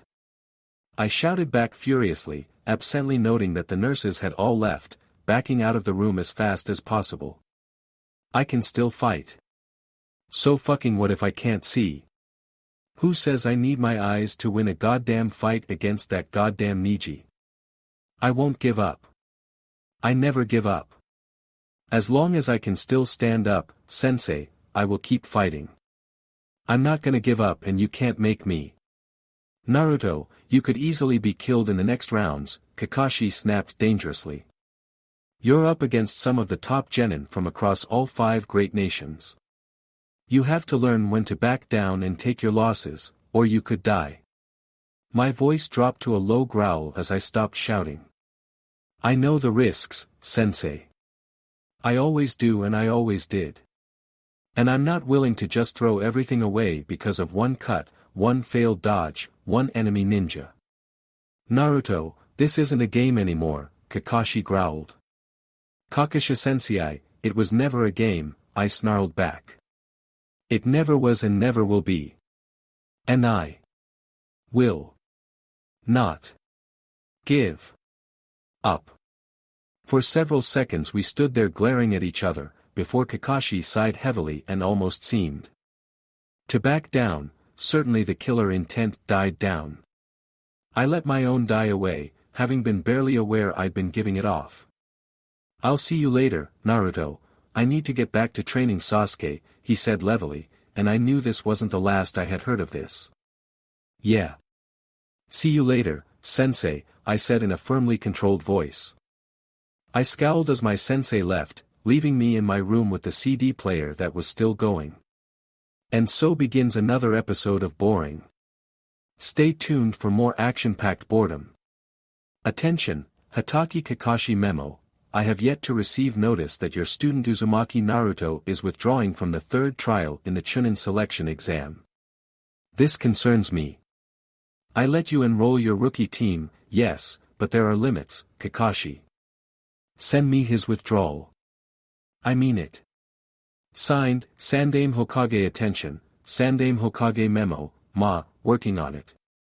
Signed, Hatake Kakashi. I lay flat on my back, listening sourly to the music playing again, unable to move for fear of disturbing the newly installed drip in my left arm. I don't know why it was there, the Forsthoff Death Infirmary only put me on it until they were sure I'd gotten some of my lost blood back. There was a rustle of paper as the nurse sitting in the corner of the room turned a page of her book, and I wished I could get out my sealing notes, but I didn't want to risk getting them confiscated. The boredom was suffocating, making me want to scream and run and do something, damn it. "Hey," I said suddenly, before the boredom could drive me insane, "what's your name?" The woman jumped, the book falling to the floor with a whap, paperback 200 pages or so, as she stood up. Natsu, Uzumaki-san." I grinned and sat up a little, having something new to do. None of that, stuff, and don't call me Uzumaki, that's what Iruka Sensei calls me when I'm in really big trouble. Bigger than big trouble. Bigger than the usual big trouble. Just Naruto is fine. What were you reading? For a few seconds there was nothing, before her voice said, it was a book on medicinal herbs, just something a friend gave me. Any good? I asked curiously. I suspected Hinata dabbled in herbs, she often smelled of them back in our academy days, but I had generally not had a lot of interest, except in some of the poisonous ones, and that was a recent thing. Well, it's interesting enough, Natsu told me as she sat back down on the chair. Herbs are very useful but are often overlooked. I raised an eyebrow at that description, my mind filing it away automatically. With nothing else to focus on, my mind was occupied with taking apart every sound I heard, translating it, deciding on every little factor, in a person's tone, in the heaviness of a thump or the thinness of scratches, deciphering what they meant. It was annoying. And distracting. And the person 3 doors down from me was dragging his cup over the surface of the table again. Do you read a lot? Natsu laughed, a little self-consciously, I thought. Yeah, as much as I can. Whenever I'm not on duty or doing something else I'm usually reading. Yeah, me too. I cheered instantly. Well, not really, not unless I'm researching for something, which does happen a lot of the time, like when I'm studying for my seals or looking for a new technique or what's it, but I do read a lot, except when I'm drawing my seals and testing cost that takes a while, but I spend most of my time training. Or bothering Seisuk team. I cackled maniacally, then added, hey, where are you going, as the nurse stood up out of her chair and moved closer to the bed. I'm just going to turn down your dose of morphine, she said carefully. Oh no, it's fine, I'm not in any pain or anything, I said happily, waving my hand at her. Wait, morphine is a painkiller, right? 'Cause if it's the stuff that's making me sleepy it had better not be, 'cause that stuff is hard to throw off. Well, morphine is a painkiller, but it does have the side effect of making the patient sleepy, Natsu said. My hand instantly went to the needle in my wrist. This thing comes out, right now. Ah. No. Don't do that, she yelped, grabbing both my hands. You'll hurt yourself. Why's everyone worried about me hurting myself? I asked sleepily, suddenly tired again. Must be that morphine stuff. I certainly didn't have the energy to fight Natsu as she pulled a blanket over me and pushed me back against the pillows. I'm not a complete moron. Still a couple of pieces missing. I giggled slightly at my own joke, my mind scattered and wandering, slipping fast out of my control. I didn't even remember falling asleep. Attention, Hatake Kakashi memo, and the prodigy does it again. Geez, Kakashi, is there anything you're not perfect at? I thought teaching would be it, but no, instead you spend freaking 6 months with a kid and then he can take on and win a fight to the death with a perfectly functioning genin directly after being blinded. Gods, I hate you. Well, no I don't, but I'm reminded of why I did hate when we were kids. Fuck, I'm having flashbacks. Kakashi's a chunin, now, you know. If you put in a little effort, you could be a chunin too. That's unreasonable pressure to put on a 6-year-old, Dad. Off topic. Where was I? Oh, yeah, jealousy. Die, Hatake, die. Signed, Saratobi Asuma. I woke up with a twitch and jerked upright, my heart thundering in my ears, adrenaline raging through my blood, but I was in the hospital. My head ached, I was rather stiff, and my left arm felt slightly weird, the drip. Stupid thing. Ah, you're awake, said an unfamiliar voice from the chair where Natsu had been sitting last night before I zonked out. What the, who are you? You're a new one. I frowned contemplatively. My name's Yori, Dr. Hiroshi will be in later to check up on you and get started for today's exercises, the new nurse explained. I processed what she'd said for a few seconds, then groaned. Ah, man, am I going to be listening to those dumb tapes again? If I am, they better have some new ones or I'm going to go out of my mind. And seriously, can you walk in a straight line? Tell me what this is. Honestly. And yet, half an hour later, I found myself saying in a dull, bored monotone, kunai. Shuriken. Explosive tags. Scroll, as I briefly ran my hands over each item. Book. Pen. Shoe. Ryite. Chopsticks. Hey, my headband. Sensei nicked it, I wondered where it went. I'd been very upset over not having it, actually, and immediately tied it around my neck to make sure it didn't mysteriously vanish again. Hand fan. Toothpick. Random small box. What the hell is this thing? I ran my fingers over the last item a little more closely, reading the embossed writing with a raised eyebrow. Fairy floss nail polish. Ukake, whatever floats your boat, dude. I checked the rest of the line, suddenly beaming as I came across 3 scrolls, one with messy writing spilling onto the outside. My scrolls. Yeah. I wondered where they went. Mine. I yelped as the doctor reached for them and snatched them up myself, scrambling backwards and grabbing my abandoned backpack from the floor, shoving all 3 into the side pocket and pulling the drawstring tight before sitting on it. Mine, mine, mine. I half expected the doctor insisting on me handing the scrolls back, but he seemed to pause and consider, then let it go. Okay, Naruto, we're going to practice your balance a little more today, alright? So can you stand up for me, please, and walk towards me? Don't rush it, just take your time, one step at a time, I promise you won't fall. I walked over to him flatly, squashing the impulse to step on his feet out of spite. Are we going to do anything more interesting today? The doctor chuckled. Now, Naruto, one step at a time. I think I am going to scream. Attention, Hataki Kakashi memo, Kakashi. Did you see your boys fight? Talk about insane betwixt. Well, the girl lost, but 2 out of 3 ain't bad. I want some of whatever it is you have those brats of yours snorting. What is it and why aren't you sharing? Signed, Mitarashi Enko. I was lying flat on my back again, as close to glaring at the ceiling as I could get. I wasn't sure how long I'd been in hospital now, I kept falling asleep and waking up, and I was losing the ability I'd had of being able to tell what time it was. Whatever drugs they had me on were very disorientating, and I didn't know what time it was or what day, and no one seemed to really care enough to tell me unless I asked them in between their stupid pointless little doctor exercises, and for all their talk of one step at a time, half of them seemed to want to get out of the room as fast as they could, and I cut off the furious mental rant as footsteps and a vaguely familiar chakra source approached, sitting up to look at the door and hoping it was who I thought it was.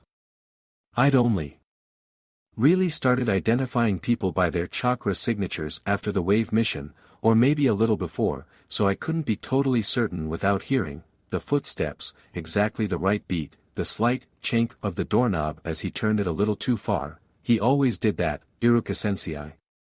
I asked anxiously, tilting my head as the door swung open. Naruto. I winced at the forced cheer. Geez, sensei, I'm not terminal, I said. You don't have to sound so tragically trying to smiley interface of adversity for me. I'm okay, really. Iruka-sensei hesitated a beat, before moving closer with the sound of sandals sliding on cheap hospital laminate flooring. My bed dipped as he sat down, and I grinned in his approximate direction, hugging a pillowcase holding my scrolls and notebook. I'd taken to sleeping on them after the doctors had tried to take them again, muttering stupid things about unhealthy attachments and delusional behavior, all because they found me reading my scrolls in the middle of the night. One time. I could only conclude that Kakashi-sensei hadn't decided to share the tidbit that I could still read with the medics, the bastard. I knew there was a reason I liked him. Iruka shifted, and my mind jerked back to the present and the sensei currently in the room. It's super cool you came to visit, though, sensei. I chirped. Did you come straight from school?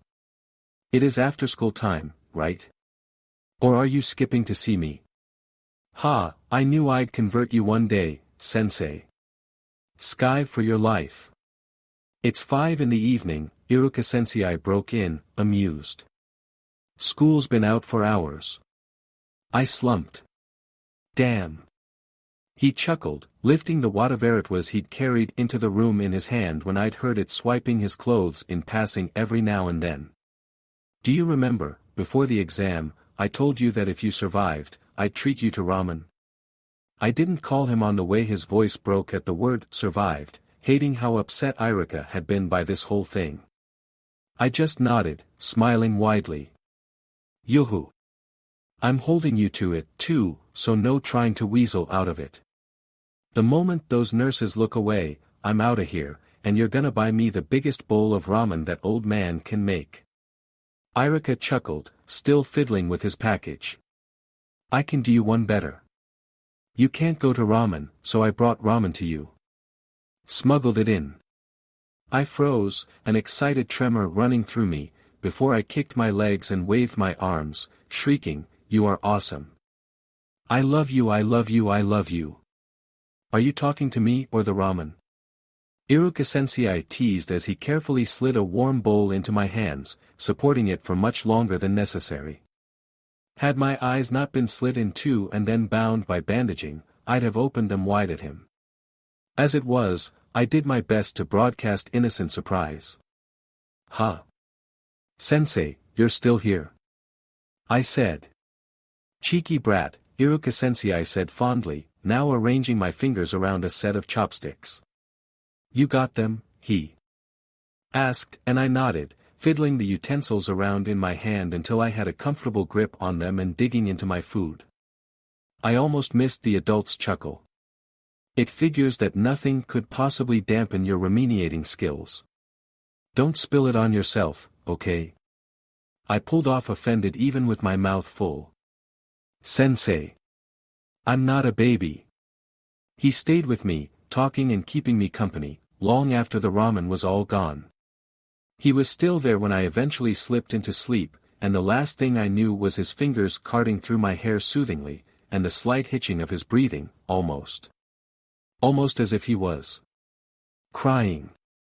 "Attention, all jounin, special jounin of Kanahagakur memo, stop sending me memos. I mean it. Signed, Hataki Kakashi PS, eat your hearts out. Naya, Naya." Hey guys. I hope you liked the video, then don't forget to like and share this video, also subscribe to the channel. This is Raven Sage signing off.